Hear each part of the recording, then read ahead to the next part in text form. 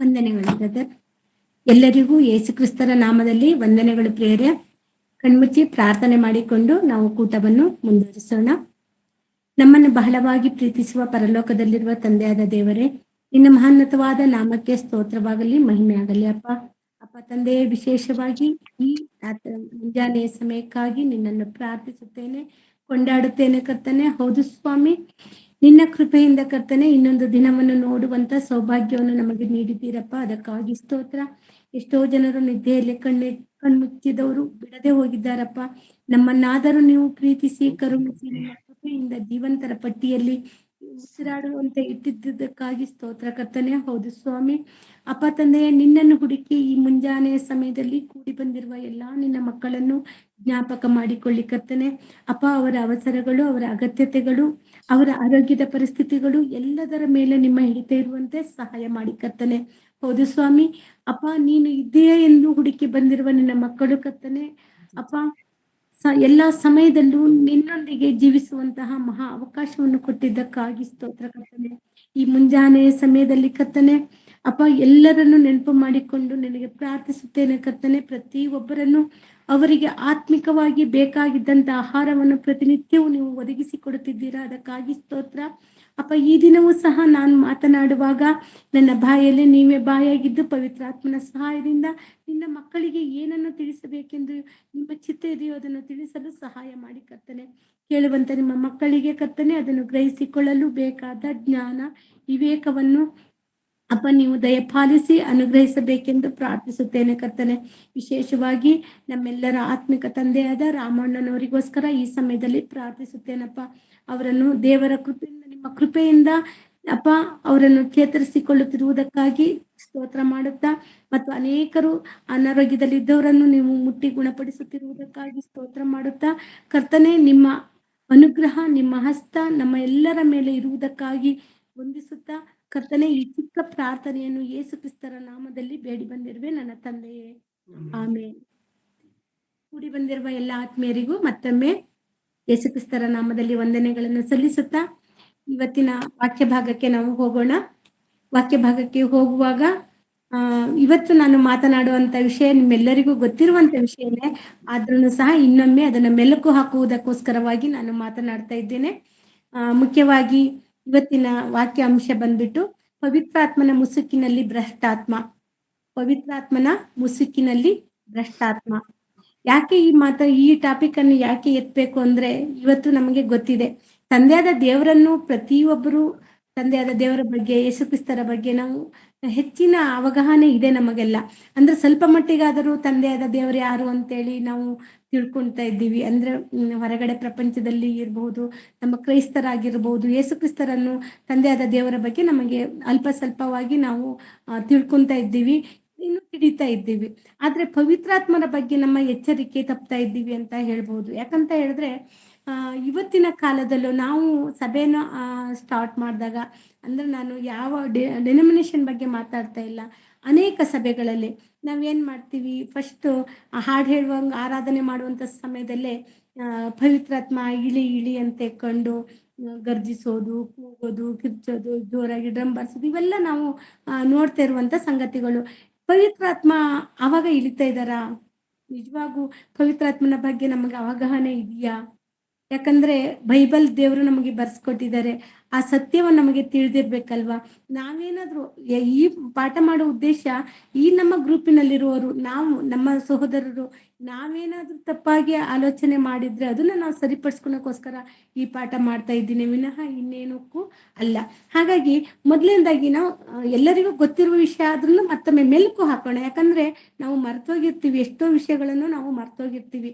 ಅದನ್ನ ನೆನಪು ಮಾಡಿಕೊಂಡಾಗ ನಮಗೆ ಮತ್ತೆ ಸರಿಯಾದ ದಾರಿಯಲ್ಲಿ ಹೋಗ್ಲಿಕ್ಕೆ ಸಾಧ್ಯ ಆಗುತ್ತೆ. ಪವಿತ್ರಾತ್ಮನು ಯಾರು ಅಂತ ಹೇಳಿ ಎಲ್ಲರಿಗೂ ಗೊತ್ತಲ್ವಾ? ಪವಿತ್ರಾತ್ಮನು ಯಾರು ಅಂತ ಎಲ್ಲರಿಗೂ ಗೊತ್ತು. ಸತ್ಯದ ಆತ್ಮನು, ದೇವರ ಆತ್ಮನು. ಹೌದಲ್ವಾ? ದೇವರಾತ್ಮನು, ಮತ್ತೆ ನಾವು ಪರಿಶುದ್ಧಾತ್ಮ ಅಂತ ಹೇಳ್ತೀವಿ, ಮತ್ತೆ ಯೇಸು ಕ್ರಿಸ್ತನ ಆತ್ಮ ಅಂತ ಹೇಳ್ತೀವಿ, ಮತ್ತೆ ಸಹಾಯಕನು ಅಂತ ಹೇಳ್ತೀವಿ, ಎಲ್ಲ ಯೋಹನ ಆತ್ಮ ಅಂತೀವಿ. ಈ ರೀತಿ ಪವಿತ್ರಾತ್ಮರಂದ್ರೆ ನಮ್ಮೆಲ್ಲರಿಗೂ ಪರಿಚಿತ ಇದೆ.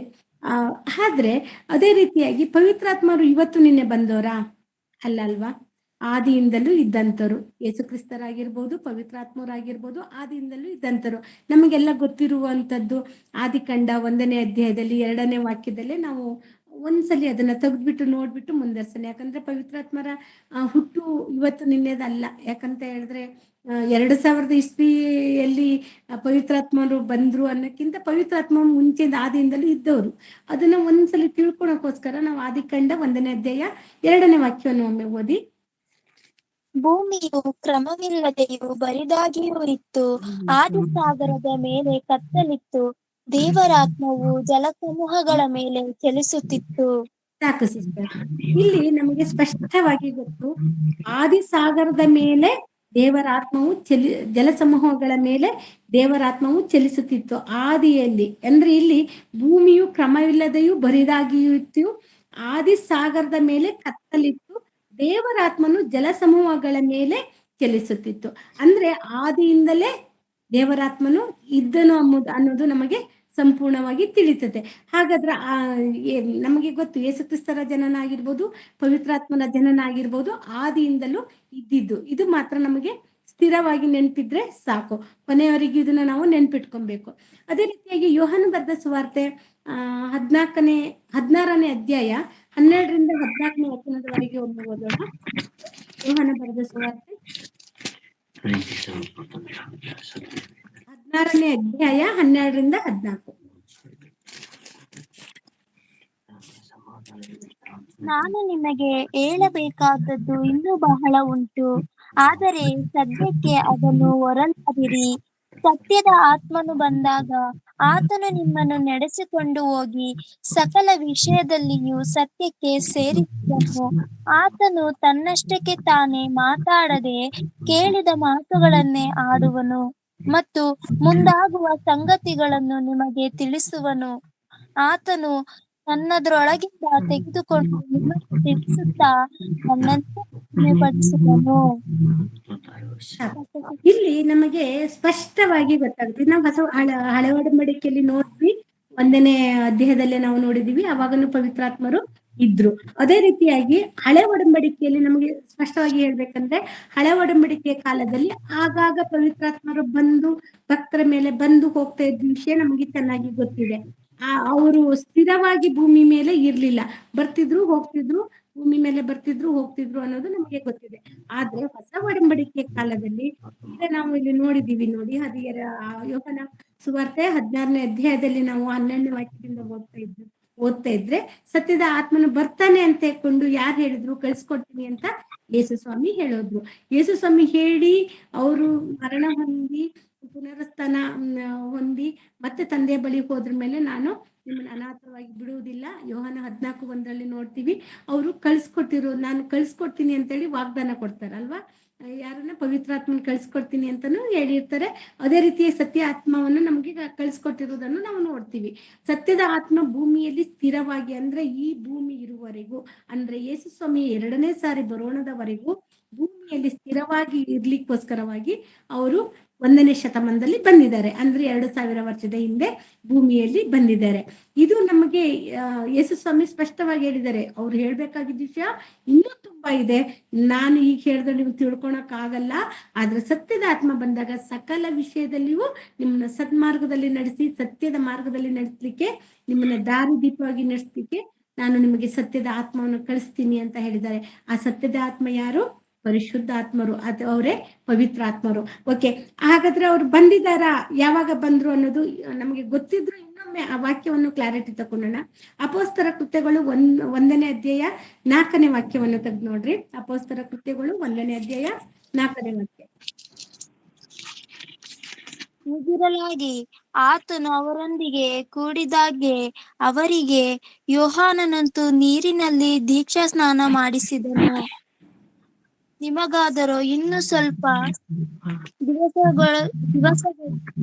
ದಿವಸಗಳೊಳಗಾಗಿ ಪವಿತ್ರಾತ್ಮದಲ್ಲಿ ಸ್ನಾನವಾಗುವುದು. ಸಾಕು ಸಿಸ್ಟರ್? ಸಾಕು. ಇಲ್ಲಿ ಸರಿ, ಯೇಸು ಸ್ವಾಮಿ ಹೇಳ್ತಾ ಇದ್ದಾರೆ ಅವರ ಶಿಷ್ಯರಿಗೆ ಏನಂತ ಹೇಳಿ, ಹೀಗಿರಲಾಗಿ ಆತನು ಅವರೊಂದಿಗೆ ಕೂಡಿದಾಗ ಅವರಿಗೆ, ಯೋಹಾನನಂತೂ ನೀರಿನಲ್ಲಿ ದೀಕ್ಷೆ ಸ್ನಾನ ಮಾಡಿದನು, ನಿಮಗಾದರೂ ಇನ್ನು ಸ್ವಲ್ಪ ದಿನದವರೆಗೆ ಪವಿತ್ರಾತ್ಮದಲ್ಲಿ ಸ್ನಾನವಾಗುವುದು, ನೀವು ಯೆರೂಸಲೇಮನ್ನು ಬಿಟ್ಟು ಹೋಗದೆ ಅಲ್ಲೇ ಕಾಯ್ದಿರಿ. ಯೇಸು ಸ್ವಾಮಿ ಏನ್ ಹೇಳ್ತಾರೆ, ನೀವು ಕಾದ್ಕೊಂಡಿರಿ, ಬರ್ತಾರೆ. ಅಲ್ಲಿ ಮೊದ್ಲಾಗ 16ನೇ ಯೋಹಾನ 16ರಲ್ಲಿ ಏನ್ ಹೇಳಿದ್ರು, ಸತ್ಯದ ಆತ್ಮನ ಕಳಿಸ್ಕೊಡ್ತೀನಿ ಅಂದ್ರು. ಅದೇ ಅಪೊಸ್ತಲರ ಕೃತ್ಯ 1ನೇ ಅಧ್ಯಾಯ 4ನೇ ವಾಕ್ಯದಲ್ಲಿ ಏನಂದ್ರು, ಕಾಯ್ದಿರಿ, ಸ್ವಲ್ಪ ಸಮಯದಲ್ಲಿ ನಾನು ಕಳಿಸ್ಕೊಡ್ತೀನಿ, ಬರ್ತಾರೆ, ನೀವು ಕಾದಿರಿ, ಅಲ್ಲಿವರೆಗೂ ಎಲ್ಲಿಗೂ ಹೋಗದೆ ನಾನು ತಂದೆ ಆಡಿದ ಮಾತುಗಳನ್ನು ಮತ್ತು ನಾನು ಆಡಿದ ಮಾತುಗಳನ್ನು ನಿಮಗೆ ಸ್ಥಿರಪಡಿಸಲು ಯಾರು ಬರ್ತಾರೆ, ಸತ್ಯದ ಆತ್ಮನು ಬರ್ತಾನೆ ಅಂತ ಹೇಳ್ಕೊಂಡು ಅವರು ಹೇಳ್ತಾರೆ. ಇದು ಕಾಯ್ದಿರಿ ಅಂತೇಳಿ ನಾವು ಎಕ್ಸಾಮ್ ಬಂದಿರ್ತೀವಿ. ಎಕ್ಸಾಮ್ ಬಂದು 1 ತಿಂಗಳಾದ್ರ ಮೇಲೆ ನಮಗೆ ರಿಸಲ್ಟ್ ಬರುತ್ತಲ್ವಾ. 1 ತಿಂಗಳು 2 ತಿಂಗಳಲ್ಲಿ ರಿಸಲ್ಟ್ ಬರುತ್ತೆ. ಅವಾಗ ಏನು ಮಾಡ್ಕೊಂಡಿರ್ತೀವಿ, ಇಲ್ಲಿ ಯೋಹಾನ ಸುವಾರ್ತೆಯಲ್ಲಿ ಹೇಳಿದ ಹಾಗೆ ನಾನು ಕಳಿಸ್ಕೊಡ್ತೀನಿ ಅಂದ್ರೆ ರಿಸಲ್ಟ್ ಬರುತ್ತೆ. ನಾವು ಎಕ್ಸಾಮ್ ಬರೆದ ಮೇಲೆ ರಿಸಲ್ಟ್ ಬರುತ್ತೆ. ಆದ್ರೆ ಯಾವಾಗ ಅಂತ ನಮಗೆ ಗೊತ್ತಿರಲ್ಲ. ಅದೇ ರೀತಿಯಾಗಿ ಇಲ್ಲಿ ಅಪೊಸ್ತಲರ ಕೃತ್ಯದಲ್ಲಿ 1ನೇ ಅಧ್ಯಾಯ 4ನೇ ವಾಕ್ಯವನ್ನು ನೋಡುವಾಗ, ಕಾಯ್ದಿರಿ, ಎಲ್ಲಿಗೂ ಹೋಗ್ಬೇಡಿ, ಕಾಯ್ದಿರಿ, ಬರುವಂತ ಸಂದರ್ಭ ಇದೆ. ಈಗ ಹಿಂದಿನ ಟೀಚರ್ ಕರೆದ್ಬಿಟ್ಟು ನಾಳೆ ರಿಸಲ್ಟ್ ಬರುವಂತ ಸಂಭವ ಇದೆ, ಕಾದಿರಿ, ನಾಳೆ ರಿಸಲ್ಟ್ ಬರುತ್ತೆ ಅಂತ ಹೇಳ್ತಾರಲ್ಲ, ಹಾಗೆ ಶೀಘ್ರದಲ್ಲಿ ಬರುತ್ತೆ ಅನ್ನೋದಕ್ಕೆ ನಮಗೆ ಕಾಯ್ದಿರಿ, ಕಾಯ್ಕೊಂಡಿರಿ. ಯಾರಾದ್ರೂ ಎಲ್ಲರೂ ಈಗ ಮನೆಗೆ ಯಾರು ಗೆಸ್ಟ್ ಬರ್ತಾರೆ, ಬಂದಾಗ ತಂದೆ ಅಥವಾ ತಾಯಿ ಇರಲ್ಲ, ಮಕ್ಕಳು ಏನಂತಾರೆ, ಇನ್ನೊಂದ್ ಸ್ವಲ್ಪ ಹೊತ್ತಿಗೆ ಅಪ್ಪ ಅಮ್ಮ ಬರ್ಬೋದು, ಕಾಯ್ದಿರಿ ಅಂತ, ಕುತ್ಕೊಳ್ಳಿ ಅಂತ ಹೇಳಲ್ವಾ. ಅದೇ ರೀತಿಯಾಗಿ ಯೇಸು ಸ್ವಾಮಿನೂ ಸಹ ಶಿಷ್ಯರಿಗೆ ಹೇಳ್ತಾರೆ, ಕಾಯ್ದಿರಿ, ಎಲ್ಲಿಗೂ ಹೋಗ್ಬೇಡಿ, ಯೆರೂಸಲೇಮ್ ಬಿಟ್ಟು ಎಲ್ಲಿಗೂ ಹೋಗ್ಬೇಡಿ, ಇಲ್ಲೇ ಕಾದಿರಿ, ಆದಷ್ಟು ಬೇಗ ಸತ್ಯದ ಆತ್ಮ ಬರ್ತಾನೆ ಅಂತ ಹೇಳ್ತಾರೆ. ಅದು ಬಂದಿದೆಯಾ ಇಲ್ಲ ಅಂತ ನೋಡಕ್ಕೆ ಅದ್ರಲ್ಲಿ 2ನೇ ಅಧ್ಯಾಯದಲ್ಲಿ ನಾವು ನೋಡುವಾಗ, 2ನೇ ಅಧ್ಯಾಯ 1ನೇ ವಾಕ್ಯದಲ್ಲಿ ನೋಡಿ, ಪಂಚಶತಮ ದಿನದ ಹಬ್ಬವು ಬಂದಿರಲಾಗಿ ಅವರೆಲ್ಲರೂ ಏಕ ಮನಸ್ಸಿನಿಂದ ಒಂದೇ ಸ್ಥಳದಲ್ಲಿ ಕೂಡಿದ್ದರು. ಆಗ ಬಿರುಗಾಳಿ ಬೀಸುತ್ತದೋ ಎಂಬಂತೆ ಪಕ್ಕನೆ ಆಕಾಶದೊಳಗಿಂದ ಒಂದು ಶಬ್ದ ಉಂಟಾಗಿ ಅವರು ಕೂತಿದ್ದ ಮನೆಯನ್ನೆಲ್ಲ ತುಂಬಿಕೊಂಡಿತು. ಅದಲ್ಲದೆ ಉರಿಯಂತಿದ್ದ ನಾಲಿಗೆಗಳು ವಿಂಗಡಿಸಿಕೊಳ್ಳುವ ಹಾಗೆ ಅವರಿಗೆ ಕಾಣಿಸಿ, ಅವರಲ್ಲಿ ಒಬ್ಬೊಬ್ಬರ ಮೇಲೆ ಒಂದೊಂದಾಗಿ ಕೂತುಕೊಂಡವು. ಆಗ ಅವರೆಲ್ಲರೂ ಪವಿತ್ರಾತ್ಮ ಭರಿತರಾಗಿ ಆ ಆತ್ಮ ತಮಗೆ ನುಡಿಯುವ ಶಕ್ತಿಯನ್ನು ಕೊಡುವ ಪ್ರಕಾರ ಬೇರೆ ಬೇರೆ ಭಾಷೆಗಳಿಂದ ಮಾತಾಡುವುದಕ್ಕೆ ಪ್ರಾರಂಭಿಸಿದರು. ಸಾಕು ಸಿಸ್ಟರ್, ಸಾಕು. ಇಲ್ಲಿ ನಾವು ನೋಡ್ತೀವಿ, ಬೆಂದಗೋಷ್ಠ ಹಬ್ಬದ ದಿನದಲ್ಲಿ ಎಲ್ಲಾ ಕಡೆ ಚದುರಿ ಹೋಗಿದ್ದ ಎಲ್ಲ ಇಸ್ರೇಲರು, ಯಹೂದ್ಯರು ಎಲ್ಲಾ ಕಡೆಯಿಂದನೂ ಬಂದು ಸೇರಿರುವುದನ್ನು ನಾವು ನೋಡ್ತೀವಿ. ಆ ಸೇರಿರುವಂತ ಜಾಗದಲ್ಲಿ ಈ ಅಪೊಸ್ತಲರು ಏನ್ ಮಾಡಿರ್ತಾರೆ, ಏಕ ಮನಸ್ಸಿನಿಂದ 12 ಜನ ಶಿಷ್ಯರು. ಈಗ ನಮ್ಗೆ ಗೊತ್ತು, ಯೂದನು ಮರಣ ಹೊಂದಿದ ಮೇಲೆ ಯೂದನ ಬಗ್ಗೆದಲ್ಲಿ ಮತ್ತೆ ಏನನ್ನೋ ಆಯ್ಕೆ ಮಾಡ್ಕೊಂಡಿರ್ತಾರೆ ಶಿಷ್ಯರಲ್ಲಿ, ಹೌದಲ್ವಾ. ಒಟ್ಟು ಟೋಟಲ್ 12 ಜನ ಶಿಷ್ಯರು ಏನ್ ಮಾಡಿರ್ತಾರೆ, ಒಂದೇ ಮನಸ್ಸಿನಿಂದ, ಏಕ ಮನಸ್ಸಿನಿಂದ ಒಂದೇ ಸ್ಥಳದಲ್ಲಿ ಕೂತು ಬೆಂದಗೋಷ್ಠ ಹಬ್ಬದ ದಿನದಲ್ಲಿ ಕೂತ್ಬಿಟ್ಟು ಅವರು ಆರಾಧನೆ ಮಾಡ್ತಾ ಇರ್ತಾರೆ, ಪ್ರಾರ್ಥನೆ ಮಾಡ್ತಾ ಇರ್ತಾರೆ. ಆ ಪ್ರಾರ್ಥನೆ ಮಾಡುವಂತ ಸಮಯದಲ್ಲಿ ಏನಾಗುತ್ತೆ, ಪವಿತ್ರಾತ್ಮರು ಇಳಿತಾರೆ. ಈ ವಿಷಯ ಎಲ್ಲರಿಗೂ ಚೆನ್ನಾಗಿ ನೆನಪಿದೆ. ಯಾಕಂದ್ರೆ ಅವರು ಆ ಸಮಯದಲ್ಲಿ ಪವಿತ್ರಾತ್ಮ ಹೇಗೆ ಇಳಿತಾನೆ, ಎಲ್ಲರೂ ಒಬ್ಬೊಬ್ಬರ ಮೇಲೆ ಹೇಗೆ ಬಂದು ಕುತ್ಕೊಂತಾರೆ ಅನ್ನೋದನ್ನು ನಾವು ನೋಡ್ಕೊಂಡಿದೀವಿ. ಅಂದ್ರೆ ತೆಲುಗು ಬೈಬಲ್ ಅಲ್ಲಿ ಯಾರಿಗಾರು ಇದ್ರೆ ತೆಗೆದು ನೋಡಿ, ತೆಲುಗು ಬೈಬಲ್ ಅಲ್ಲಿ 3ನೇ ವಾಕ್ಯದಲ್ಲಿ 2ನೇ ಅಪೊಸ್ತಲರ ಕೃತ್ಯಗಳು 2:3ರಲ್ಲಿ ಸ್ಪಷ್ಟವಾಗಿ ಹೇಳಿದ್ದಾರೆ. ಅಲ್ಲಿ ತೆಲುಗು ಯಾರು ಇದ್ರೆ ಓದ್ಬೋದು. ಯಾರು ಇದೆಯಾ? ಆಂಟಿ ಓದ್ತೀನಿ ಆಂಟಿ, ಒಂದು ನಿಮಿಷ. ಓದಿ, 3ನೇ ವಾಕ್ಯ ಓದಿ ಆಂಟಿ. 2ನೇ ಅಧ್ಯಾಯ 3ನೇ ವಾಕ್ಯ ಆಂಟಿ. ಹೌದು. మరియు అగ్నిజ్వాలల వంటి నాలుకలు విభాగింపబడినట్టుగా వారికి కనబడి, వారిలో ఒక్కొక్కని మీద వ్రాలగా, అందరూ పరిశుద్ధాత్మతో నిండిన వారై ఆ ఆత్మ వారికి వాక్శక్తి అనుగ్రహించిన కొలది అన్య భాషలతో మాట్లాడసాగిరి. ಸಾಕು, ಥ್ಯಾಂಕ್ ಯು ಬ್ರದರ್. ಇಲ್ಲಿ ಒಬ್ಬೊಬ್ಬರ ಮೇಲೆ, ನಮಗಿಲ್ಲಿ ಒಬ್ಬೊಬ್ಬರ ಮೇಲೆ ಅಂತ ಕೊಂಡು ನಮ್ಮ ಕನ್ನಡದಲ್ಲಿ ಕೊಟ್ಟಿದ್ದಾರೆ. ಆದ್ರೆ ಒಬ್ಬೊಬ್ಬನ ಮೇಲೆ ಅಂತೇಳಿ ತೆಲುಗಲ್ಲಿ ಸ್ಪಷ್ಟವಾಗಿ ಕೊಟ್ಟಿದ್ದಾರೆ. ಒಬ್ಬೊಬ್ಬನ ಮೇಲೆ ಅಂದ್ರೆ ಇಲ್ಲಿ 12 ಜನ ಶಿಷ್ಯರ ಮೇಲೆ ಪವಿತ್ರಾತ್ಮ ಇಳಿತು. ಎಲ್ಲರ ಮೇಲೆ ಅಲ್ಲ, ಅಲ್ಲಿ ತುಂಬಾ ಜನ ಕೂತವ್ರ ಮೇಲೆಲ್ಲ ಇಳಿದಿದ್ದಲ್ಲ. ಅಲ್ಲಿ ಭಕ್ತರು ಯಾರು ಕೂತಿದ್ರು, ಅಪೊಸ್ತಲರು. ಇದನ್ನ ನೀವು ಪರಿಶೀಲನೆ ಮಾಡಿ ನೋಡ್ರಿ, ಗೊತ್ತಾಗುತ್ತೆ. 12 ಜನ ಶಿಷ್ಯರ ಮೇಲೆ, ಒಬ್ಬೊಬ್ಬನ ಮೇಲೆ, ಅದು ತೆಲುಗಲ್ಲಿ ಸ್ಪಷ್ಟ ಸ್ಪಷ್ಟವಾಗಿ ಒಬ್ಬೊಬ್ಬನ ಮೇಲೆ ಅಂತ ಕೊಟ್ಟಿದ್ದಾರೆ, ಕನ್ನಡದಲ್ಲಿ ಒಬ್ಬೊಬ್ಬರ ಮೇಲೆ ಅಂತ ಕೊಟ್ಟಿದ್ದಾರೆ. ಹಾಗಾಗಿ ಅದು ಸ್ವಲ್ಪ ಕರೆಕ್ಷನ್ ಮಾಡ್ಕೊಬೇಕು. ಒಬ್ಬೊಬ್ಬನ ಮೇಲೆ ಅದು ಕರೆಕ್ಟ್ ಆಗಿದೆ. ಇಂಗ್ಲಿಷ್ ಬೈಬಲಲ್ಲೂ ಒಬ್ಬೊಬ್ಬನ ಮೇಲೆ ಅಂತಾನೆ ಇದೆ. ಆಗ ಕನ್ನಡ ಬೈಬಲಲ್ಲಿ ಸ್ವಲ್ಪ ಪ್ರಿಂಟ್ ಮಿಸ್ಟೇಕ್ ಇರೋದು. ಹಾಗಾಗಿ ದೇವರದ್ದು ಮಿಸ್ಟೇಕ್ ಇಲ್ಲ, ಇಲ್ಲಿ ಪ್ರಿಂಟ್ ಮಿಸ್ಟೇಕ್ ಇರೋದು. ಒಬ್ಬೊಬ್ಬನ ಮೇಲೆ ಅಂತ ಹೇಳಿದ್ರೆ ಪ್ರತಿ ಒಬ್ಬ ಶಿಷ್ಯರು 12 ಜನರ ಮೇಲೂ ಸಹ ಪವಿತ್ರಾತ್ಮರು ಇಳಿತಾರೆ. ಅದನ್ನ ಸ್ಪಷ್ಟವಾಗಿ ನಾವು ತಿಳ್ಕೊಂಡಿದೀವಿ. ಅದಾದ್ರ ಮೇಲೆ ನಮಗೆ ಗೊತ್ತಾಗುತ್ತೆ ಅವ್ರ 12 ಜನ ಜೊತೆಗೆ ಇನ್ನೊಬ್ಬರ ಮೇಲೆ ಪವಿತ್ರಾತ್ಮರು ಇಳಿತಾರೆ, ಪವಿತ್ರಾತ್ಮರು ಬರ್ತಾರೆ. ಅವ್ರು ಯಾರು? ಪೌಲರ ಮೇಲೂ ಸಹ ಅವರು ಸಹ ಅಪೋಸ್ತರರು ಅಲ್ವಾ? ಪೌಲನು ಸಹ ಅಪೋಸ್ತರರು. ಅದನ್ನ ಬೇಕಾದ್ರೆ ನಾವು ನೋಡ್ಕೊಬೇಕು ಅಂತ ಹೇಳಿದ್ರೆ 2 ಕೊರಿಂಥ 12ನೇ ಅಧ್ಯಾಯ 11ನೇ ವಾಕ್ಯವನ್ನು ತೆಗೆದು ನೋಡ್ರಿ. 2 ಕೊರಿಂಥ 12ನೇ ಅಧ್ಯಾಯ 11ನೇ ವಾಕ್ಯ. ನಾನು ಹೀಗೆ ಬರೆದು ಬುದ್ಧಿಹೀನನಾದೆನು, ಅದಕ್ಕೆ ನೀವೇ ನನ್ನನ್ನು ಬಲವಂತ ಮಾಡಿದಿರಿ. ನಿಮ್ಮಿಂದಲೇ ನನಗೆ ಹೊಗಳಿಕೆಯು ಉಂಟಾಗಬೇಕಾಗಿತ್ತು. ಯಾಕೆಂದರೆ ನಾನು ಕೇವಲ ಅಲ್ಪನಾದರೂ ಅತಿ ಶ್ರೇಷ್ಠರಾದ ಅಪೋಸ್ತಲರು ಅನಿಸಿಕೊಳ್ಳುವ ಆ ಜನರಿಗಿಂತ ಒಂದರಲ್ಲಿಯಾದರೂ ಕಡಿಮೆಯಾಗಲಿಲ್ಲ. ನಾನು ಸಾಕು. ಇಲ್ಲಿ ಅಪೋಸ್ತರರಿಗಿಂತ ಕಡಿಮೆ ಆಗಲಿಲ್ಲ. ನಾವು ಅಪೋಸ್ತರರ ಲೆಕ್ಕದಲ್ಲೇ ಅಪೋಸ್ತರನಾದ ಪೌಲನು ಅಂತ ಸಹ ಓದ್ತೀವಲ್ವಾ? ಅಪೋಸ್ತರರಿಗೆ ಸರಿ ಸಮಾನಾದವರು, ಅದಕ್ಕಿಂತನೂ ಹೆಚ್ಚಾಗಿ ಕಷ್ಟ ಅನುಭವಿಸಿದವರು, ಸೇವೆ ಮಾಡಿದವರು ಯಾರು ಅಂತ ನೋಡ್ತೀವಿ ನಾವು? ಪೌಲರನ್ನು ನಾವು ನೋಡ್ತೀವಿ. ಹಾಗಾಗಿ ಪೌಲರ ಮೇಲೆ ಸಹ ಪವಿತ್ರಾತ್ಮರ ವರಗಳು ಇಲ್ಲಿ ನಾವು ನೋಡ್ತಾ ಇದ್ದೀವಿ. ಇಲ್ಲಿ ವರಗಳು ಬಂದಿದ್ದು ಪವಿತ್ರಾತ್ಮನ ವರ ಅಲ್ಲ, ಪವಿತ್ರಾತ್ಮನ ವರಗಳು ಬಂದಿರೋದನ್ನು ನಾವು ಸ್ಪಷ್ಟವಾಗಿ ಗಮನಿಸ್ತಾ ಇದ್ದೀವಿ. ಪವಿತ್ರಾತ್ಮನ ವರಗಳು ಬೇರೆ, ಪವಿತ್ರಾತ್ಮನ ವರ ಬೇರೆ. ನಾವು ದೀಕ್ಷೆ ಸ್ನಾನಗಳ ತೆಗೆದುಕೊಂಡಾಗ ಬರುವಂತದ್ದು ಪವಿತ್ರಾತ್ಮನ ವರ. ಆದರೆ 1ನೇ ಶತಮಾನದಲ್ಲಿ ಭಕ್ತರ ಅಂದ್ರೆ ಶಿಷ್ಯರ ಮೇಲೆ ಬಂದಿದ್ದು ಪವಿತ್ರಾತ್ಮನ ವರಗಳು. ಇದನ್ನು ನಾವು ಹೆಚ್ಚಾಗಿ ನೆನ್ಪಿಟ್ಕೊಬೇಕು. ವರಗಳು ಬೇರೆ, ವರ ಬೇರೆ. ವರ ಅಂತ ಹೇಳಿದ್ರೆ ನಮಗೆ ಸತ್ಯದ ಕಡೆ ನಡೆಸಲಿಕ್ಕೆ ಪವಿತ್ರಾತ್ಮನ ವರ, ನಮ್ಮೊಳಗೆ ಸತ್ಯದ ಆತ್ಮನು ಬರುವುದು ಬೇರೆ. ವರಗಳು ಅಂತ ಹೇಳಿದ್ರೆ ನಮ್ಗೆ ಏನ್ ಗೊತ್ತು? ಸೂಚಕ ಕಾರ್ಯಗಳು ಮಾಡೋದು, ಅದ್ಭುತ ಕಾರ್ಯಗಳನ್ನು ಮಾಡೋದು, ಅನ್ಯ ಭಾಷೆಯಲ್ಲಿ ಮಾತಾಡೋದು, ಮಹತ್ ಕಾರ್ಯಗಳನ್ನು ಮಾಡುವುದು, ದೆವ್ವಗಳನ್ನು ಬಿಡಿಸುವುದು, ವಿಷ ಕುಡಿದ್ರೂ ವಾಸಿಯಾಗೋದು, ಸತ್ತವರನ್ನು ಎಬ್ಬಿಸುವುದು, ಇದೆಲ್ಲ ಏನು? ವರಗಳು. ಈ ವರಗಳು ಬಂದಿರುವುದು ಅಪೋಸ್ತರರಿಗೆ ಮಾತ್ರನೇ ಬಂದಿರೋದು. ಹಾಗಾಗಿ 13 ಜನ, ಟೋಟಲ್ 12 ಜನ ಶಿಷ್ಯರು ಪ್ಲಸ್ ಪೌಲನು ಸೇರಿ 13 ಜನಗಳಿಗೆ ಮಾತ್ರ ಈ ವರಗಳು ಬಂದಿರುತ್ತೆ. ಮತ್ತೆ ಅವರು ಆತ್ಕೊಂತಾರೆ. ಯಾರು? ಅಪೋಸ್ತರರಿಗೆ ಸಹಾಯಕರಾಗಿ 7 ಜನರನ್ನು ನಾವು ಆತ್ಕೊಳ್ಳೋದನ್ನು ನಾವು ನೋಡ್ತೀವಿ. ಅದನ್ನ ನಾವು ತಿಳ್ಕೊಬೇಕಂದ್ರೆ ಅದೇ ಅಪೋಸ್ತರ ಕೃತ್ಯಗಳು 6ನೇ ಅಧ್ಯಾಯ 3ನೇ ವಾಕ್ಯದಲ್ಲಿ ತೆಗೆದು ನೋಡ್ರಿ. ಅಪೋಸ್ತರ ಕೃತ್ಯಗಳು 6ನೇ ಅಧ್ಯಾಯ 3ನೇ ವಾಕ್ಯ. ಆದದ್ದರಿಂದ ಸಹೋದರರೇ, ಸಂಭಾವಿತರು, ಪವಿತ್ರಾತ್ಮ ಭರಿತರು, ಜ್ಞಾನ ಸಂಪನ್ನರೂ ಆಗಿರುವ 7 ಮಂದಿಯನ್ನು ನಿಮ್ಮೊಳಗಿಂದ ನೋಡಿ ಆರಿಸಿಕೊಳ್ಳಿರಿ. ಅವರನ್ನು ಈ ಕೆಲಸದ ಮೇಲೆ ನೇಮಿಸುವೆವು. Thank you. ಇಲ್ಲಿ ಯಾರು ಹೇಳ್ತಾ ಇದ್ದಾರೆ? ಶಿಷ್ಯರು ಹೇಳ್ತಾ ಇದ್ದಾರೆ. ಯಾರ ಹತ್ರ ಹೇಳ್ತಾ ಇದ್ದಾರೆ ಅಂದ್ರೆ ಆ ಸಭೆಯವ್ರ ಹತ್ರ ಹೇಳ್ತಾ ಇದ್ದಾರೆ. ನಿಮ್ಮಲ್ಲಿ ಯಾರು ಪವಿತ್ರಾತ್ಮ ಭರಿತರು, ಒಳ್ಳೆಯವರು, ಪರಿಶುದ್ಧರಾಗಿರುವವರು, ಯಥಾರ್ಥರು, ನೀತಿವಂತರು ಇದ್ದಾರೆ, ಅವ್ರನ್ನ 7 ಜನನನ್ನು ಆಯ್ಕೆ ಮಾಡ್ಕೊಳ್ಳಿ. ಅವ್ರ ಮೇಲೆ ನಾವು ತಲೆ ಮೇಲೆ ಕೈ ಇಟ್ಟಾಗ ಅವರಿಗೆ ಪವಿತ್ರಾತ್ಮ ದಾನ ಆಗುತ್ತೆ ಅಂತ ಹೇಳ್ಕೊಂಡು ಇಲ್ಲಿ ಪೇತ್ರರು ಮತ್ತೆ ಶಿಷ್ಯಂದಿರು ಹೇಳ್ತಾ ಇರೋದನ್ನು ನಾವು ಗಮನಿಸ್ತೀವಿ. ಈ ಸಂದರ್ಭದಲ್ಲಿ ಆ 7 ಜನ ಯಾರ್ಯಾರು ಅಂತ ನಮಗೆ ಗೊತ್ತಿದೆ. ಅದರಲ್ಲಿ ಸ್ಟೆಫನನು ಸಹ ಇದ್ದಾರೆ. ಆ 7 ಜನರಿಗೆ ಮತ್ತೆ ಅಲ್ಲಿ ಅಭಿಷೇಕ ಆಗುತ್ತೆ. ಏನ್ ಅಭಿಷೇಕ? ಯಾರು?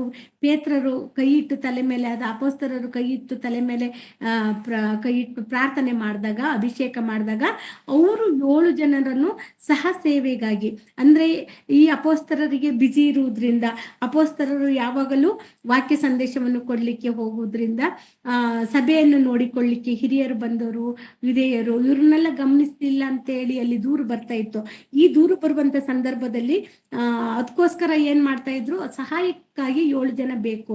ಅವರಿಗೆ ಊಟ ಉಪಚಾರಗಳನ್ನು ಮಾಡಲಿಕ್ಕೆ, ಅವರನ್ನು ನೋಡ್ಕೊಳ್ಲಿಕ್ಕೆ, ಅವರ ಕಷ್ಟ ಸುಖ ವಿಚಾರಿಸ್ಲಿಕ್ಕೆ, ಈ ಕೆಲಸಕ್ಕೋಸ್ಕರ 7 ಜನನನ್ನು ನೇಮಕ ಮಾಡೋದನ್ನು ನಾವು ನೋಡ್ತೀವಿ ಅಲ್ವಾ? ಅದರಲ್ಲಿ 3ನೇ ವಾಕ್ಯದಲ್ಲಿ ನಾವು ನೋಡ್ತೀವಿ. ಅದೇ ರೀತಿಯಾಗಿ ಅವರು 7 ಜನನ ಇಲ್ಲಿ ನೋಡಿ, ಯಾವುದು 5ನೇ ವಾಕ್ಯದಲ್ಲಿ ಇದೆ ನೋಡಿ. 5ನೇ ವಾಕ್ಯದಲ್ಲಿ ಅದೇ ಸ್ಟೆಫನನು, ಫಿಲಿಪ್ಪನು, ರೋಗೋರ ನಿಕರೋಯಾದ ಅಂತಿಯೋಕ್ಯದ ನಿಕೋಲನ ಎಂಬ ಅವರನ್ನು ಆರಿಸಿಕೊಂಡ್ರು. ಇಲ್ಲಿ 7 ಜನರನ್ನು ನಾವು ಆರಿಸಿಕೊಂಡದ್ದನ್ನು ನಾವು ನೋಡ್ತೀವಿ ಅಲ್ವಾ. ಈ 7 ಜನನ ಮೇಲೆ ಅಪೋಸ್ತಲರು ತಲೆ ಮೇಲೆ ಕೈ ಇಟ್ಟಾಗ ಪ್ರಾರ್ಥನೆ ಮಾಡಿದಾಗ ಇವರಲ್ಲಿ ಇರುವಂತ ಪವಿತ್ರಾತ್ಮ ವರಗಳು ಅವರಿಗೂ ಸಹ ಬರುತ್ತೆ. ಇವರು 7 ಪ್ಲಸ್ ಅವರು 13, ಒಟ್ಟು 20 ಜನಿಗೆ ಪವಿತ್ರಾತ್ಮನ ವರಗಳು ಬಂದಿರುತ್ತೆ. ಆದ್ರೆ ಆ ಪವಿತ್ರಾತ್ಮನ ವರಗಳು ಇವರೆಲ್ಲ ಸೂಚಕ ಕಾರ್ಯಗಳನ್ನು, ಅದ್ಭುತ ಕಾರ್ಯಗಳನ್ನು, ದೆವ್ವ ಬಿಡಿಸೋದು, ಎಲ್ಲ ಮಹತ್ ಕಾರ್ಯಗಳನ್ನು, ಅನ್ಯ ಭಾಷೆ ಮಾತಾಡೋದು ಎಲ್ಲವನ್ನು ಈ 7 ಜನ ಮಾಡ್ಬೋದಾಗಿತ್ತು. ಆದ್ರೆ ಅವರಿಗೆ ಒಂದು ವರ ಇರ್ಲಿಲ್ಲ. ಅದು ಯಾವುದು ಅಂತ ಹೇಳಿದ್ರೆ, ಅವ್ರು ಯಾರ ತಲೆ ಮೇಲೆ ಅವರು ಕೈ ಇಟ್ಟಾಗ ಅವರಿಗೆ ಆ ಪವಿತ್ರಾತ್ಮ ವರಗಳು ಟ್ರಾನ್ಸ್ಫರ್ ಆಗ್ತಾ ಇರ್ಲಿಲ್ಲ. ಬಟ್ 13 ಜನ ಶಿಷ್ಯರಿಗೆ ಮಾತ್ರನೇ ಆ ವರವನ್ನು ದೇವರು ಕೊಟ್ಟಿದ್ರು. ಯಾವುದು, ಯಾರ ತಲೆ ಮೇಲೆ ಅವ್ರು ಕೈ ಇಟ್ರು ಅವರಿಗೆ ಪವಿತ್ರಾತ್ಮ ವರಗಳು ಬರುವಂತದ್ದು ಕೊಟ್ಟಿದ್ರು ವಿನಃ ಆ 7 ಜನಿಗೆ ಇರ್ಲಿಲ್ಲ. 7 ಜನ ಅದ್ಭುತ ಕಾರ್ಯ ಮಾಡ್ತಿದ್ರು, ಸೂಚಕ ಕಾರ್ಯ ಮಾಡ್ತಿದ್ರು, ದೆವ್ವಗಳನ್ನು ಬಿಡಿಸ್ತಿದ್ರು, ಎಲ್ಲ ಮಾಡ್ತಿದ್ರು. ಆದ್ರೆ ಅವ್ರು ಇನ್ನೊಬ್ರು ತಲೆ ಮೇಲೆ ಕೈ ಇಟ್ಟು ಪ್ರಾರ್ಥನೆ ಮಾಡಿದಾಗ ಅವರಿಗೆ ಆ ವರಗಳು ಟ್ರಾನ್ಸ್ಫರ್ ಆಗ್ತಾ ಇರ್ಲಿಲ್ಲ. ಅದು ನಮಗೆ ಸ್ಪಷ್ಟವಾಗಿ ಗೊತ್ತು. ಯಾಕಂತ ಹೇಳಿದ್ರೆ ನಾವು ನೋಡ್ಕೊಬಹುದು, ಎಲ್ಲಿ ಅದ್ರಲ್ಲೇ ಅಪೊಸ್ತಲ ಕೃತ್ಯಗಳಲ್ಲೇ ನೋಡುವಾಗ ಅಲ್ಲಿ ಏನಾಗ್ತಾ ಇದೆ ಅಂತ ಹೇಳಿದ್ರೆ, ಫಿಲಿಪ್ಪನು ಸೇವೆ ಮಾಡುವಂತ ಸಂದರ್ಭದಲ್ಲಿ ಇನ್ನು ಎಲ್ಲರಿಗೂ ಪವಿತ್ರಾತ್ಮ ವರಗಳು ಬಂದಿರ್ಲಿಲ್ಲ. ಪವಿತ್ರಾತ್ಮ ವರ ಅಂದ್ರೆ ಏನು ಅಂತಾನೂ ಗೊತ್ತಿರ್ಲಿಲ್ಲ. ಆದ್ರೆ ಅಲ್ಲಿ ಹೋಗಿ ಪೇತ್ರರು ಹೋಗಿ ಪ್ರಾರ್ಥನೆ ಮಾಡಿ ಅವರು ತಲೆ ಮೇಲೆ ಕೈ ಇಟ್ಟಾಗ ಅಲ್ಲಿ ಪವಿತ್ರಾತ್ಮ ವರ ಬರುವುದನ್ನು ನಮಗೆ ಗೊತ್ತಿದೆ. ಹಾಗಾಗಿ ಪವಿತ್ರಾತ್ಮ ವರಗಳು ಬಂದಿರುವುದು 13 ಜನ ಶಿಷ್ಯರಿಗೆ. ಆ 13 ಜನ ಜೊತೆಗೆ 7 ಜನರಿಗೂ ಆ ವರಗಳು ಬಂತು. ಯಾವುದು, ಅನ್ಯ ಭಾಷೆ ಮಾತನಾಡೋದಾಗಿರ್ಬೋದು, ದೆವ್ವ ಬಿಡಿಸೋದಾಗಿರ್ಬೋದು, ಮಹತ್ ಕಾರ್ಯಗಳನ್ನು ಮಾಡುವುದಾಗಿರ್ಬೋದು, ಸತ್ತವರನ್ನು ಎಬ್ಬಿಸುವುದಾಗಿರ್ಬಹುದು, ಸೂಚಕ ಕಾರ್ಯಗಳನ್ನು ಮಾಡುವುದು, ಇವೆಲ್ಲ ವರಗಳು ಯಾರಿಗೆ ಬಂತು? ಆ 13 ಜನ ಶಿಷ್ಯರೊಂದಿಗೆ 7 ಜನ ಆ ಭಕ್ತರಿಗೂ ಸಹ ಬಂತು.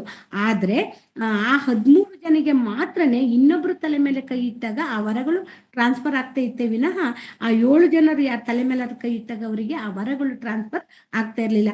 ಇದನ್ನು ನಾವು ಸ್ಪಷ್ಟವಾಗಿ ತಿಳ್ಕೊಳ್ಳೋಣ. ಹಾಗಾಗಿ ಇವತ್ತಿಗೂ ನಾವು ಅಂದಿಗೂ ಹೋಲಿಸಿಕೊಂಡು ನೋಡ್ಕೊಬೇಕಾಗುತ್ತೆ. ಇವತ್ತು ಸಹ ನಾವು ಅದ್ಭುತ ಮಾಡ್ತೀವಿ, ನಾವು ಸ್ವಸ್ಥತೆಯನ್ನು ಮಾಡ್ತೀವಿ ಅಂತ ಹೇಳಿ ಅನೇಕರು ಹೇಳ್ತಾರೆ. ನಾನು ಯಾರ ಹೆಸರನ್ನು ಹೇಳಲ್ಲ, ಯಾವ ಸಭೆ ಹೆಸರನ್ನು ಹೇಳಲ್ಲ. ನಾನು ಹೇಳ್ತಾ ಇರೋದು ನಮ್ಮಲ್ಲಿ ಕ್ರೈಸ್ತವ್ಯದಲ್ಲಿ ಅನೇಕ ಮೋಸಗಳು ನಡೀತಾ ಇದೆ. ಅದನ್ನ ನಾವು ಎಚ್ಚರಿಸಕ್ಕೋಸ್ಕರ ಹೇಳ್ತಾ ಇದ್ದೀನಿ. ಇವತ್ತು ಸಹ ಈಗ ಉದಾಹರಣೆಗೆ, ಇವತ್ತು ಯಾರೋ ಒಬ್ಬ ದೊಡ್ಡ ಸೇವಕ ಬರ್ತಾ ಇದ್ದಾನೆ, ಸ್ವಸ್ಥತೆ ಕೂಟ ಇಟ್ಕೊಂಡಿದೀವಿ ಅಂದ್ರೆ ಜನ ತುಂಬಾ ತುಳುಕ್ತಾರೆ. ಹೌದಾ ಅಲ್ಲ? ಸ್ವಸ್ಥತೆ ಕೂಟ ಹೌದಲ್ಲ? ಅವರಿಗೆ ರಜೆ ಸಿಗುತ್ತೋ ಇಲ್ವೋ, ಎಂತ ಇಂಪಾರ್ಟೆಂಟ್ ಕೆಲಸ ಇರುತ್ತೋ ಇಲ್ವೋ, ಆದ್ರ ಸ್ವಸ್ಥತೆ ಕೂಟ ಇದೆ ಅಂತ ಹೇಳ್ಕೊಂಡು ಎಲ್ಲಾರು ಒಂದು ವಾಲ್ಪೋರ್ಟ್ಸ್ ಅಥವಾ ಯಾವ್ದಾದ್ರು ಅಡ್ವರ್ಟೈಸ್ಮೆಂಟ್ ಅಲ್ಲ ಯಾವ್ದ್ರಲ್ಲ ಒಂದ್ರಲ್ಲಿ ಕರಪತ್ರಿಕೆನ ನೋಡಿದ್ರು ಅಂದ್ರೆ, ದೊಡ್ಡ ಸೇವಕ ಬರ್ತಾ ಇದ್ದಾನೆ, ಅವನು ಹೀಲಿಂಗ್ ಪವರ್ ಚೆನ್ನಾಗಿದೆ, ಅವನು ಸ್ವಸ್ಥತೆ ಮಾಡ್ತಾನೆ ಅಂದ್ರೆ ಇವತ್ತು ನಾವು ಬಿತ್ತು ಓಡೋಗ್ತೀವಿ. ಯಾಕೆ ಓಡೋಗ್ತೀವಿ? ಸ್ವಸ್ಥತೆ ಆಗುತ್ತೆ ಅಂತ. ನಿಜವಾಗೂ ಅದೆಲ್ಲ ಸ್ವಸ್ಥತೆ ಯಾರು ಮಾತ್ರ ಮಾಡ್ಲಿಕ್ಕೆ ಅಧಿಕಾರ ಕೊಟ್ಟಿದ್ರು ದೇವರು? 12 ಜನ ಶಿಷ್ಯರಿಗೆ ಮಾತ್ರ. 12 + 1 13 ಜನ ಶಿಷ್ಯರಿಗೆ, ಅವರು 7 ಜನ, 20 ಜನರಿಗೆ ಮಾತ್ರ ಅದ್ಭುತ ಕಾರ್ಯಗಳನ್ನು ಮಾಡ್ಲಿಕ್ಕೆ, ಒಂದು ಸ್ವಸ್ಥತೆ ಮಾಡ್ಲಿಕ್ಕೆ ದೇವರು ಕೊಟ್ಟಿದ್ರು. ಎಲ್ಲರೂ ಅದನ್ನ ಮಾಡ್ಲಿಕ್ಕೆ ಇರ್ಲಿಲ್ಲ. ಹಾಗಾದ್ರೆ ನೀವು ಇನ್ನೊಂದು ಕ್ವಶನ್ ಕೇಳ್ಬೋದು, ಹಾಗಾದ್ರೆ ಇವತ್ತು ಸಹ ನಾವು ಯೇಸು ಸ್ವಾಮಿಗೆ ಪ್ರಾರ್ಥನೆ ಮಾಡಿದಾಗ ಸ್ವಸ್ಥತೆ ಆಗುತ್ತಲ್ಲ ಅಂತ. ನಿಜವಾಗೂ ಆಗುತ್ತೆ. ಪ್ರತಿ ಒಬ್ಬರಲ್ಲೂ ಪವಿತ್ರಾತ್ಮರು ಇದ್ದಾರೆ. ನಾವು ಪ್ರಾರ್ಥನೆ ಮಾಡಿದಾಗ ನಮಗೂ ದೇವರಿಗೂ ಮಧ್ಯಸ್ಥಿಕರಾಗಿರೋದು ಯೇಸು ಸ್ವಾಮಿ ಒಬ್ಬರೇ. ಇವತ್ತಿಗೂ ಸಹ ನಮ್ಮ ಪ್ರಾರ್ಥನೆ, ನಿಷ್ಕಲ್ಮಶವಾದ ಪ್ರಾರ್ಥನೆಗೆ ದೇವರು ಉತ್ತರ ಕೊಡ್ತಾರೆ. ಇವತ್ತಿಗೂ ದೇವರು ಸ್ವಸ್ಥ ಮಾಡ್ತಾ ಇದ್ದಾರೆ. ದೇವರು ಖಂಡಿತವಾಗಿ ಸ್ವಸ್ಥ ಮಾಡ್ತಾರೆ. ಆದ್ರೆ ಯಾರೋ ಒಬ್ರು ತಲೆ ಮೇಲೆ ಕೈ ಇಟ್ಟು ಪ್ರಾರ್ಥನೆ ಮಾಡ್ರೋ, ಹೀಲಿಂಗ್ ಮಾಡಿದ್ರು, ಅದ್ಭುತ ಮಾಡ್ರು ಅಂದ್ರೆ ಅದು ಖಂಡಿತ ಇಲ್ಲ. ಅದು ದೇವರಿಂದ ಮಾತ್ರನೇ ಸಾಧ್ಯ. ಇವರು ಕೈ ಇಟ್ಟಕ್ಕೆ ಅದು ಹೀಲ್ ಆಗೋದಲ್ಲ. ನೀವು ಕೈ ಇಡದೆ ಪ್ರಾರ್ಥನೆ ಮಾಡ್ರು ದೇವರು ಮಾಡ್ಬೇಕು ಅನ್ನೋದು ದೇವರ ಚಿತ್ತ ಇದ್ರೆ ಖಂಡಿತವಾಗಿ ವಾಸಿ ಆಗುತ್ತೆ. ಆದ್ರೆ ಇದು ಮೋಸ ಬೇಡ, ನಾವು ಮೋಸ ಹೋಗೋದು ಬೇಡ. ಈ ರೀತಿ ಮೋಸ ಹೋಗೋದು ಬೇಡ. ಯಾರೋ ಬಂದು ನಮ್ಮ ತಲೆ ಮೇಲೆ ಕೈ ಇಡ್ತಾರೆ, ನಮಗೆ ವಾಸಿ ಆಗುತ್ತೆ ಅಂತ ಹೇಳುವಂತ ಒಂದು ಮೋಸದ ಜಾಲದಲ್ಲಿ ನಾವು ಇರಬಾರ್ದು ಅಂತ ಎಚ್ಚರಿಸ್ತಾ ಇದ್ದೀನಿ ಅಷ್ಟೇನೆ. ಯಾಕಂತ ಹೇಳಿದ್ರೆ ಅದು ಇಲ್ಲ. ದೇವರು ಕೊಟ್ಟಿರುವುದು ಅವರಿಗೆ ಮಾತ್ರ. ಅವರಿಗೆ ಕೊಟ್ಟಿದ್ದು ವರಗಳು, ನಮಗೆ ಕೊಟ್ಟಿದ್ದು ವರಕ್ಕೂ ವರಗಳಿಗೂ ತುಂಬಾ ಡಿಫ್ರೆನ್ಸ್ ಇದೆ. ಇದನ್ನು ನಾವು ಒತ್ತಿ ನಾವು ತಿಳ್ಕೊಬೇಕಾಗಿದ್ದ ಒಂದು ವಿಷಯ. ಹಾಗಾಗಿ ನಾವು ಖಂಡಿತವಾಗಿನೂ ಈ ವಿಷಯದಲ್ಲಿ ಎಚ್ಚರಿಕೆಯಾಗಿ ನಾವು ಇರ್ಬೇಕಾಗುತ್ತೆ. ಇಲ್ಲ ಅಂತ ಹೇಳಿದ್ರೆ ನಾವು ಮೋಸ ಹೋಗ್ತೀವಿ. ಅದನ್ನ ನಾವು ಎಚ್ಚರಿಕೆಯಿಂದ ಇರೋಣ. ಈಗ ಗೊತ್ತಾಯ್ತು, ನಾವು ಪವಿತ್ರಾತ್ಮನ ಬಗ್ಗೆ ಇಷ್ಟು ಸ್ವಲ್ಪ ತಿಳ್ಕೊಂಡಿದೀವಿ ಸಾಕು. ಯಾಕಂದ್ರೆ ಪವಿತ್ರಾತ್ಮನ ಬಗ್ಗೆದಲ್ಲಿ ತಿಳಿಸ್ಬೇಕು ಅಂದ್ರೆ ಪುಸ್ತಕನ ಹಿಡಿಯಲಾರ್ದಷ್ಟು ಇದೆ. ಆದ್ರೆ ನಾವ್ ಇಷ್ಟು ನೋಡ್ಕೊಳ್ಳೋಣ. ಪವಿತ್ರಾತ್ಮನು ಬಂದಾಗ ಏನೇನ್ ಕೆಲಸ ಆಯ್ತು ಅಂತೇಳಿ ನಮಗೆ ಗೊತ್ತು. 16 ಮಾರ್ಕನ್ ಬರೆದ ಸುವಾರ್ತೆ 16:16 ನೋಡ್ತೀವಿ ಏನೇನ್ ಕೆಲಸಗಳಾಗುತ್ತೆ ಅಂತೇಳಿ ಗೊತ್ತು. ಅವರು ಏನೇನ್ ಸೂಚಕ ಕಾರ್ಯಗಳು ಮಾಡ್ರು, ಸತ್ತವ್ರನ್ನ ಎಬ್ಸ್ತಾರೆ, ವಿಷ ಕುಡಿದ್ರು ಸಹ ಏನೂ ಆಗಲ್ಲ. ಇವೆಲ್ಲ ಸಹ ಯಾರಿಗೆ ಕೊಟ್ಟಿದ್ರು? ಅಪೊಸ್ತಲರಿಗೆ ಕೊಟ್ಟಿದ್ರು. ಹೌದಲ್ವಾ? ಹೌದಾ ಅಲ್ಲ? ಹೌದು. ಹೌದು. ಇದ್ರಲ್ಲಿ ಏನಾದ್ರೂ ನಿಮ್ಗೆ ಡೌಟ್ ಇದೆಯಾ? ಇಲ್ಲಲ್ಲ? ಇಲ್ಲ ಸಿಸ್ಟರ್. ಇಲ್ಲ ನಾವೆಲ್ಲರೂ ದೇವರ ಕೃಪೆಯಿಂದ ಸತ್ಯದ ವಾಕ್ಯವನ್ನು ಕೇಳುವಂತ ಅಪೋಸ್ತಲರು ಹಿಂದೆ ಏನ್ ಬೋಧಿಸ್ತಾ ಇದ್ರೋ ಅಂತಹ ಸಭಾಪಾಲಕರುಗಳು, ಅಂತ ಸಭೆಗಳೇ ನಮಗೆ ಸಿಕ್ಕಿದೆ. ದೇವರ ಕೃಪೆಯಿಂದ ನಾವು ಸತ್ಯವನ್ನು, ಬೈಬಲ್ ಅಲ್ಲಿರುವ ಸತ್ಯವನ್ನು ತಿಳ್ಕೊಂತ ಇದ್ದೀವಿ. ಹಾಗಾಗಿ ಇದನ್ನ ನಾವು ಅರ್ಗಿಸ್ಕೊಳ್ಳಿಕ್ಕೆ ರೆಡಿಯಾಗಿದ್ದೀವಿ. ಹೊರಗಡೆ ಪ್ರಪಂಚ ನಮಗೆ ಗೊತ್ತಿಲ್ಲ. ಆದ್ರೆ ಖಂಡಿತವಾಗಿ ನಮಗೆ ತಿಳಿದಿರುವುದು ಅಪೋಸ್ತಲರಿಗೆ ಮಾತ್ರನೇ ಆ ಅಧಿಕಾರವನ್ನು ದೇವರು ಕೊಟ್ಟಿದ್ರು. ಅದು ಯಾಕೆ ಕೊಟ್ಟಿದ್ರು ಅಂತ ನಮಗೆಲ್ಲರಿಗೂ ಗೊತ್ತು. ಬೈಬಲ್ ಪರಿಪೂರ್ಣ ಆಗಿ ಬರೆಸ್ಬೇಕಾಗಿತ್ತು, ಪೂರ್ಣಗೊಳ್ಬೇಕಾಗಿತ್ತು, ವಾಕ್ಯ ಸ್ಥಿರಪಡಿಸ್ಬೇಕಾಗಿತ್ತು. ಅದಕ್ಕಾಗಿ ಕೊಟ್ಟಿದ್ರು. ಓಕೆ, ಅದು ಒಂದು ಭಾಗ. ಆದ್ರೆ ಸೆಕೆಂಡ್ ಭಾಗ ನಾವು ನೋಡ್ಕೊಳ್ಳೋಣ. ಪವಿತ್ರಾತ್ಮನ ಮುಸುಕು ಎಂದರೇನು? ಪವಿತ್ರಾತ್ಮನ ಬಗ್ಗೆ ನಾವು ಸ್ವಲ್ಪ ತಿಳ್ಕೊಂಡಿವಿ. ಈಗ ಪವಿತ್ರಾತ್ಮನ ಮುಸುಕು ಎಂದರೇನು ಅಂತ ಸ್ವಲ್ಪ ತಿಳ್ಕೊಳ್ಳೋಣ. ಈಗ ಪವಿತ್ರಾತ್ಮ ಮುಸುಕು ಎಂದರೇನು, ಅದು ಹೇಗೆ ನಾವು ಗುರುತಿಸಬೇಕು ಅನ್ನೋದ್ರ ಬಗ್ಗೆ ನಮ್ಮ ಕಾನ್ಸಂಟ್ರೇಟ್ ಕೊಡೋಣ. ಒಂದು ಮುಸುಕು ಅಂದ್ರೆ ಏನು? ಹೊರಗಡೆಯಿಂದ ನೋಡಿದ್ರೆ ಪವಿತ್ರದಿಂದ ಕಾಣಿಸುತ್ತೆ. ಹೊರಗಡೆ ನೋಡಿದ್ರೆ ಪವಿತ್ರದಿಂದ ಕಾಣುತ್ತೆ, ಆದ್ರೆ ಒಳಗಡೆ ನೋಡಿದ್ರೆ ಮೋಸ. ಹೊರಗಡೆ ಪವಿತ್ರತೆ ಇರುತ್ತೆ, ಒಳಗಡೆ ನೋಡಿದ್ರೆ ಮೋಸ. ಅಂದ್ರೆ ಇದು ಮುಸುಕು. ನಾವು ಮುಸುಕು ಅಂತ ಹೇಳ್ತೀವಲ್ಲ, ಮುಸುಕು ಅಂದ್ರೆ ನಾವು ಕವರ್ ಮಾಡ್ಕೊಳೋದು, ಏನು ಮಾಸ್ಕ್ ಹಾಕೊಳೋದು. ನಾವು ಕೆಲವೊಮ್ಮೆ ಇದ್ರಲ್ಲೆಲ್ಲ ನೋಡ್ತೀವಿ, ಮಾಸ್ಕ್ ಹಾಕೊಂತೀವಿ, ಬೇರೆ ಬೇರೆ ಚಿತ್ರಣಗಳನ್ನ ಮುಖವಾಡ ಹಾಕೊಂತೀವಲ್ಲ, ಮುಖವಾಡ. ಮಾಸ್ಕ್ ಅಂದ್ರೆ ಮುಖವಾಡ. ಆ ಮುಖವಾಡದಲ್ಲಿ ಮೇಲಿರುವುದೇನು? ಹೊರಗಡೆ ಇರೋದು ಬೇರೆ, ಒಳಗಡೆ ಇರುವುದು ಬೇರೆ, ನಿಜವಲ್ಲದೆ ಇರೋದು. ಪವಿತ್ರಾತ್ಮನ ಮುಸುಕು ಅಂದ್ರೆ ನಿಜವಲ್ಲದೆ ಇರುವುದಲ್ವಾ? ಅದನ್ನ ನಾವು ಸ್ವಲ್ಪ ಡೀಟೇಲ್ ಆಗಿ ನೋಡ್ಕೊಳ್ಳೋಣ. ನಾವು 2ನೇ ತಿಮೋತಿಯನ್ನು ಬರೆದ 2ನೇ ಪತ್ರಿಕೆಯಲ್ಲಿ 3ನೇ ಅಧ್ಯಾಯ 5ನೇ ವಾಕ್ಯವನ್ನು ಒಮ್ಮೆ ತೆಗೆದು ನೋಡೋಣ. ತಿಮೋತಿಯರಿಗೆ ಬರೆದ 2ನೇ ಪತ್ರಿಕೆ 3ನೇ ಅಧ್ಯಾಯ 5ನೇ ವಾಕ್ಯ. ಭೋಗಗಳನ್ನೇ ಪ್ರೀತಿಸುವವರು ಭಕ್ತಿಯ ವೇಷವಿದ್ದು ಅವರ ಬಲವನ್ನು ಬೇಡವೆನ್ನುವವರು ಆಗಿರುವರು.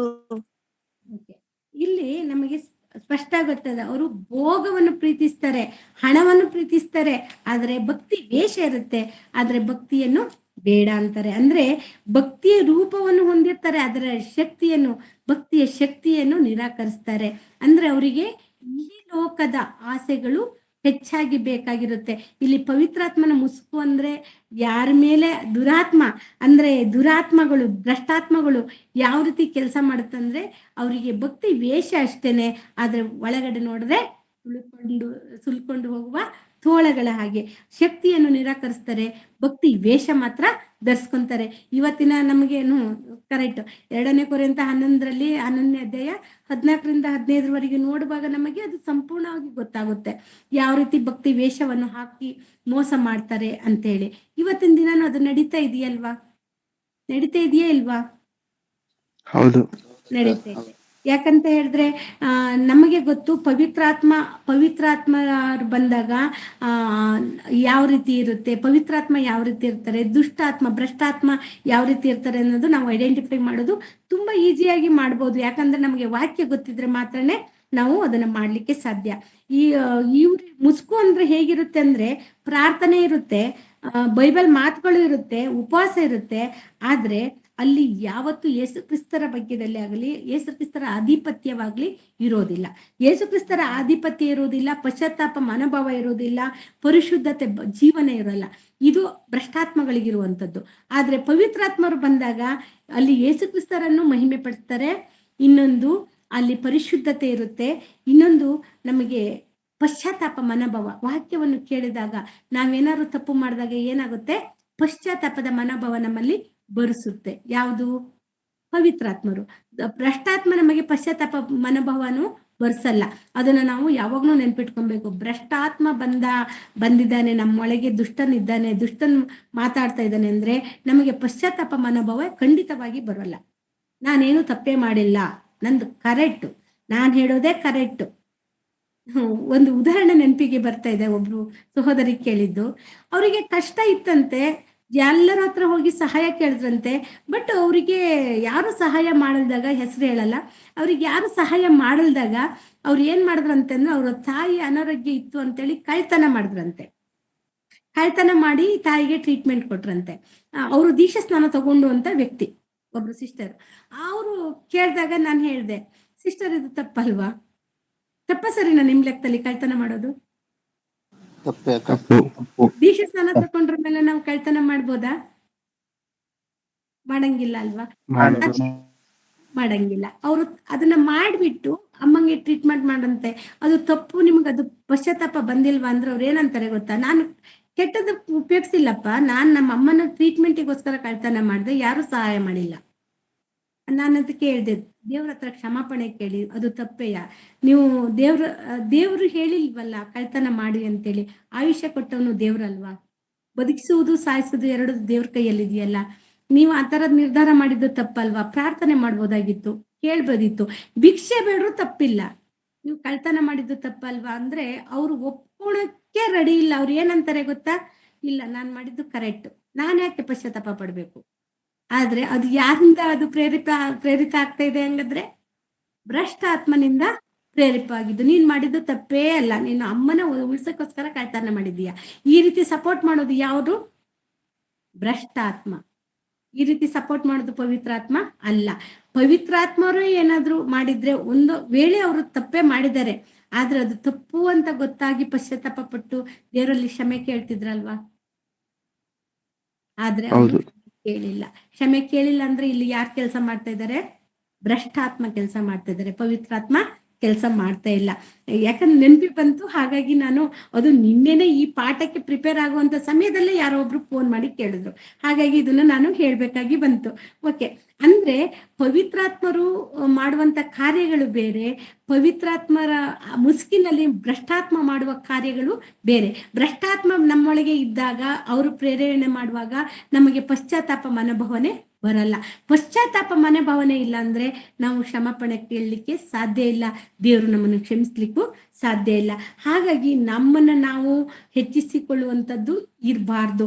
ಇಲ್ಲಿ ಪವಿತ್ರಾತ್ಮ ಬಂದ್ರೆ ತಗ್ಗಿಸಿಕೊಳ್ಳುವ ಗುಣ ಕೊಡ್ತಾರೆ, ದೇವರನ್ನು ಮಹಿಮೆ ಪಡಿಸ್ತಾರೆ. ಆದ್ರೆ ಭ್ರಷ್ಟಾತ್ಮ ಬಂದಾಗ ಹೆಚ್ಚಿಸಿಕೊಳ್ಳುವ ಗುಣ, ಮನುಷ್ಯನನ್ನು ಹೆಚ್ಚಿಸಿಕೊಳ್ತಾರೆ.